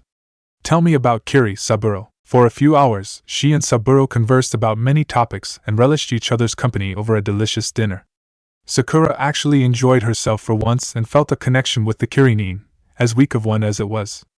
By the end of the date, Sakura had accepted his invitation for a second date. Saburo had offered to walk her home that night, but she had politely declined. She wanted to let out some steam and think on what had occurred during dinner. Later that evening, Sakura left her house and roamed through the inky streets of Konoha towards one of the training grounds. She had stopped at her house to change into some heavier, more worn-out clothes to train in. On her way to the grounds, the trees whistled with the chilly wind, and Sakura realized the old rice farmer had been correct in his prediction. She reached her favorite spot on the grassy field and started doing her warm-up exercises. What in the world was she doing? She went on a date with a man she barely knew, and now she was going to go on another one with him. Sakura was caught between herself. A part of her was furious because only Sasuke could have a place in her heart, and the other part was thrilled that she was finally moving on. She could not wait forever, and there was no sense in arguing over that fact. She wanted Sasuke to come back and be with her, but who knew when something like that would happen? Questioning if that would even happen was just adding fuel to the doubt. She hated this so much. She smashed a fist into the earth, and the ground split into fragments by the sheer strength of her strike. There was a still moment where Sakura kept her hand implanted in the ground and remained motionless with nothing but her thoughts. The breeze picked up and cut through her heavy training clothes and made her skin cower. She felt so cold. It had been so very long since she felt warm. No matter who she met, who she talked with, who was around her, what was said, and what was there, Sakura felt so alone. She sensed that if she could describe what loneliness felt like, she would end up describing what it meant to be cold instead. She deserved some happiness though, right? Being with Saburo was a good thing, and she felt like he would be a nice lover. But will he make you warm again? Sakura felt her eyes moisten a little and she fell to her knees. No, he probably would not. What was she doing? She needed Sasuke and no one else. No one could ever replace him, and she despised that realization. No one deserved this kind of suffering. It was ripping her apart, and she just wanted it to end. At some point, Sakura's thoughts manifested themselves into words. I don't want to feel cold anymore, the wind whispered back, either do I. At first, Sakura thought the whisper of the wind was a human voice. But after a few seconds she realized she had heard a reply, and it was not from the wind. She could not believe her eyes when he stepped out of the foliage on the edge of the grounds. Sakura's vision became blurry as tears warmed her stained face. Sasuke. That was all she could say, and before she knew it, he was standing directly in front of her. He knelt down and stared at her tear-stained features. Sakura could not believe it. Sasuke was not only back, but there was something in his eyes she had all but forgotten about: love. There was a lot of pain in those eyes too, but they pushed past that and showed the true affection for the person they were beholding. Sakura's messy hair suddenly fell to cover one of her eyes, and Sasuke reached forward to push the strands behind her ear. Hello, Sakura. Sorry that I took so long. There were many thoughts that bounced around Sakura's mind in that unbelievable moment. There was some ferocity, considering Sasuke had no idea what he had put her through by taking so long, and he should be more mindful of her feelings. There was also some spite based off the fact that her character always had some as an almost default response to most situations. However, the most prevailing thought was one of relief. When she gazed into the icy pain Sasuke bore, she knew he had been hurting just as much as her. She let it go for now. She loved him, after all. As Sakura leaned forward at the precise moment when Sasuke moved closer too, she was able to respond with one word directed at him. Idiot. Her lips wrapped around his, and Sakura could not have dreamed of a better moment. She loved him so much. Sakura barely recalled Sasuke picking her up with one hand and carrying her back to her home. Neither of them asked questions because they were occupied with each other's mouths too much. What she did remember was her bed and the feeling of Sasuke's warm skin caressing her own. When he held her and touched her with his strong hand, she knew it had been worth the wait. He was so tender to her, and she had yearned for this experience for most of her life. Her naked skin practically drank the taste of him, and she knew true pleasure that night. She was loving the one she loved. As both of them fulfilled each other's dreams, Sakura noticed the faint gleam of the moon peek through her curtains. She smiled and kissed her lover again by the glow of the crescent moon. A knock resounded in the delicate room, and Sasuke rose from the sheets. The noise had come from her front door, Sasuke realized. He turned to stare at her still, sleeping form, and he felt his heart surge a bit. The night before was one he had been anticipating for some time. Sasuke grabbed a robe hanging in her room and proceeded to answer the door. When Sasuke opened the door, the bizarre thought that he was staring into some crude mirror passed by. A man that resembled himself looked extremely embarrassed when Sasuke answered the door. Sasuke quirked an eyebrow, but his face remained completely emotionless. His standard, stoic features took over. The man managed to not stammer when he addressed Sasuke, to which he deemed impressive. Oh, I'm sorry. I must have the wrong place. I was looking for Sakura Haruno. Sasuke merely blinked at the man. You didn't get the place wrong. The man's mouth hung open and bewilderment was clearly evident on his face. He seemed to struggle with what to say next when Sasuke heard a sweet voice behind him. Sakura was wearing a robe that was of the same design as the one Sasuke was garbed in. She stood behind him and looked out beyond his high shoulder. Her worn-out eyes blinked tiredly, and she yawned. Who is it, Sasuke? She did not hear an answer to her question because her attention was focused on Saburo's figure on the other side of the doorway. The sleep in her eyes evaporated in an instant, and her face flushed brightly. Saburo. Oh, this is... She felt like a machine that could barely move its joints when she gestured towards Sasuke. Saburo seemed to finally realize what was happening. Sasuke Uchiha? Yes, I recognize him. He turned his eyes and fixed them on the dark-robed man. It's good to see you have returned. Sorry for bothering you. Have a nice day, you too. Sasuke remained silent and watched the man retreat. His face was still stoic until his lips curved slightly when he turned to Sakura. You've been busy. Sakura was so surprised by what had happened, and Sasuke's implication felt like a spark was lit. He's just a friend, all right? No man's been to my apartment, if that's what you're insinuating. Sasuke's smile got a tad bigger. Until now, that is? It was rather amusing for Sasuke when he saw the realization of the previous night awaken in Sakura's features before him. She had been so caught up with the moment that her better judgment had accepted him. Her face looked like it was going to melt off with the amount of heat that was being pumped into it. She brought both hands up to her cheeks and put her back against the wall. Did we? Oh my! Sasuke sat down in the small hallway and leaned his back against the opposing wall. We did. Did you not enjoy it? Sakura did not think she could be more flustered than she already was. She was wrong. Of course, I did. But it all just happened so fast and I hadn't seen you in so long that I. She trailed off and thought back to what he had done to her last night. It was everything she had dreamed it would be. Despite this, her heart did not want it to be so easy. It could not be so simple when she had gone through so much to reach this point. Love could not be that way, and now I'm back and you don't need to worry anymore. Sasuke's comment hit a sore spot. For how long, though? The question felt automatic and sharp. Sasuke's expression showed confusion by her inquiry. What? How long until you leave me again, Sasuke? How can I know that you'll stay with me forever? How do I know you haven't been with any other women? You think that by just showing up and sleeping with me, everything would just magically be okay? Sakura did not know why she was being so difficult. She probably should have just been grateful for what she had and listened to the logic of the situation. Unfortunately, there had been too much pain and emotion built in this relationship already, and for it to work, they had to handle the problems within it. Sasuke was not accustomed to this scenario and tried to alleviate it. But Sakura, I've changed. I'm the same, confused boy who did not understand what he wanted. Do you think that just automatically forgives everything that happened? I thought you already forgave me though? Sakura closed her eyes and clutched her head. I did. I know I did. But it happened. You're acting like it never did, and that's not fair. I've been hurt, and you're undermining everything. Sasuke remained stoic. Don't you think you're being a little unreasonable right now? That was a mistake. Sasuke knew it was as soon as he witnessed an angry flash pass over her eyes. The muscles in her mouth twitched into a snarl, and the hands that held him so gently last night balled into fists. Get out, Sasuke. Sasuke had never intended for what he said to be inferred like that, but the damage was already done. Sakura's heart was extremely fragile, and for him to expect that his presence alone would solve all of the problems they had created was rather foolish. Sasuke wanted more than anything than to explain himself clearly and try to appeal to the love of his life, but he knew it would just make matters worse. Sasuke masked his emotions like he always did, took his change of clothes, and left the apartment without another word. Sakura released the tension in her hands after Sasuke left and sank deep into the floorboards under her. Despite the dramatic event, Sakura felt a little relieved. She had vented out some pent-up frustration for once. She was not certain it was a healthy release of emotion, but she still felt better for it. This fact did not stop the tears, however.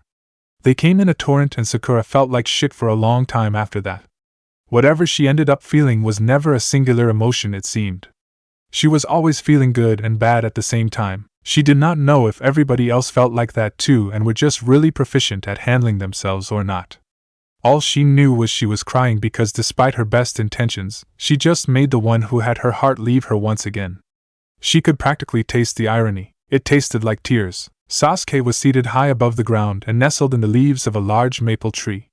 The afternoon sun managed to reach his form and gave him some much-needed warmth. He sat and watched the busy village from a distance. He did not want to alert the villagers yesterday because he knew the commotion would have stirred up a predicament he did not want to deal with. Kakashi would have showed up, asked for his report, and made trying to get to Sakura that much more complicated. The night before had been the best of his entire life, and it seemed like it had been wasted because of the unfortunate argument earlier that morning. She could not have meant all of that, right? She had missed him just as much as he had, if not more so. So why did she act like that? Maybe she had been that way because she had missed him so much. Maybe he had not treated her feelings with the proper care. He had been selfish to think everything would work out if he had simply showed up and loved her. After last night's events, he had thought his assumptions were correct. She had loved him in the purest form, and yet, she felt so distant now. He had to face the consequences of his decisions. Sakura had given him multiple occasions to come back and be with her. She had been upfront and honest with her intentions from the beginning. He never did that. He was not vocal with her and failed to communicate his feelings. He was inadequate at such things. He needed to correct his mistakes and actually talk to her for once. He needed to show her he had changed and was worthy of her love now. He could stay and actually be with her now. They could start over and live in a world filled with their love for each other. Thanks to the morning's events, though, he would be lucky to even get a minute of her time now. He did not deserve her. Sasuke shook his head and pushed aside his doubts. He strengthened his resolve. He jumped from the tree and made his way towards Sakura's apartment. Sasuke was judicious in making sure no one recognized him as he traversed the streets of Konoha. When he reached Sakura's apartment door, he knocked on it sharply and waited. There was no answer, and Sasuke used his blessed eyes to sense her presence. She was not in her home, and Sasuke broadened his senses to try to find the young woman. When he found her, he groaned inwardly at the location she was in. This was going to be tough. I don't want to talk about it anymore, alright? Sakura had gone to work that day and she regretted ever telling the events of last night to her best friend. Ino ate this stuff up and was fixated on the fact that Sasuke was back. But I mean, Sakura, you slept with him, right? Ino's eyes were wide and she had the most peculiar smile on her face. That's not important right now, Ino. We have a client coming in, so could you put it to rest just for now? Please? Ino did not really like that answer, but she knew she needed to be professional. She pouted and put both her hands into the front pockets of her white coat. She and Sakura had opened up their own medical clinic right next door to the hospital, and received their own clients on a regular basis. The pay was amazing and the two women were well known for their medical capabilities. Tsunade had trained both of them well. Ino was skilled, but they both knew Sakura had surpassed their teacher long ago. Ino decided to give in for the moment. Okay, Sakura. But I want all the details later. Sakura nodded and opened the door to let in one of their regulars. It was an old woman that struggled with back problems. Sakura had performed surgeries on her back before and found it to be as healthy as it could be at her age. Sakura had to give her regular treatments every week to help the back pain. The old woman smiled and greeted the two girls. Sakura told her to take a seat and she began her checkup. She grabbed a clipboard and began to write the necessary paperwork. As Sakura made her observations, Ino spoke a thought she had on the other side of the little room. Where is Sasuke anyways? Sakura snapped the pen she was holding. Ino! What did I just say? Suddenly a knock was heard on the door and the receptionist rushed in. She was out of breath and her face was beet red. Hirano-san. Excuse me, but you have an important visitor.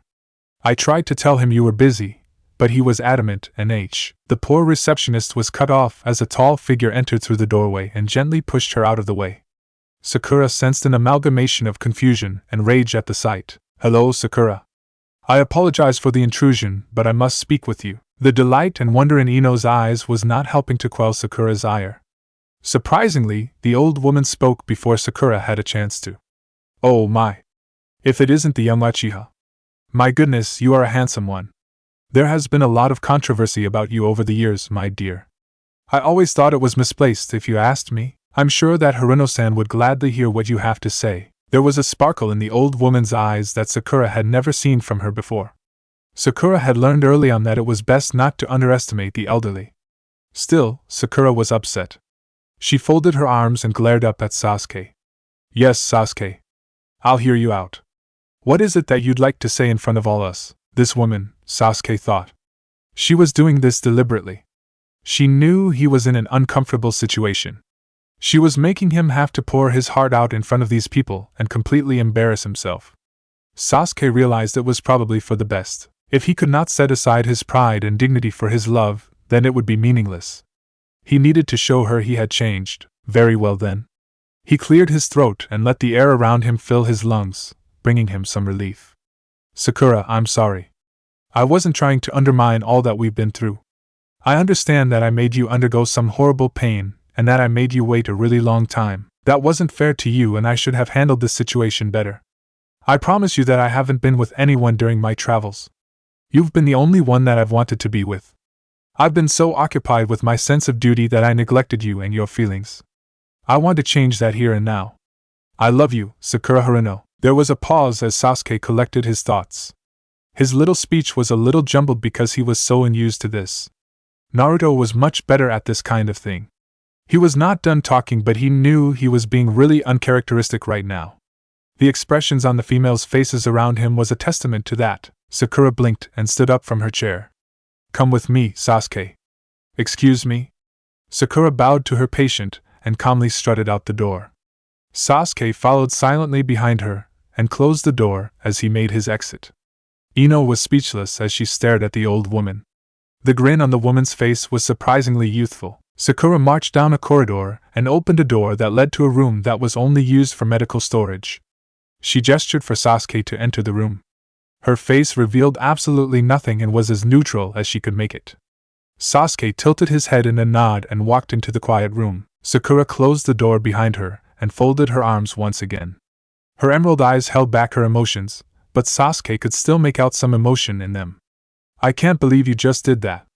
You are Sasuke Uchiha, right? This isn't some genjutsu? Sasuke waved his hands and shook his head. No, I know that it's really odd for me to do something like this, but I thought it was the only way I could show you I've changed. She put one hand into the side pocket of her lab coat, and she brought up the other one to her chin.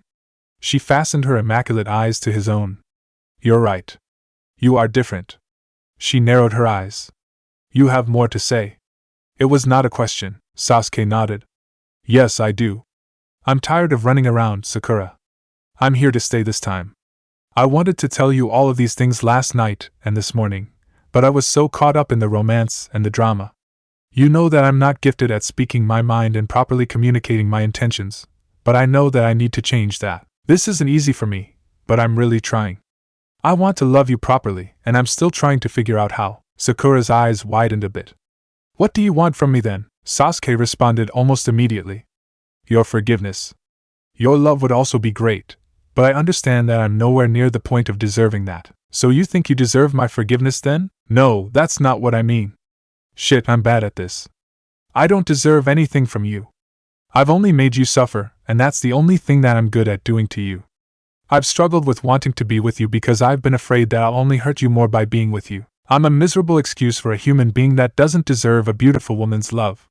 I was so distraught by my own misgivings that I neglected you, which furthered your agony.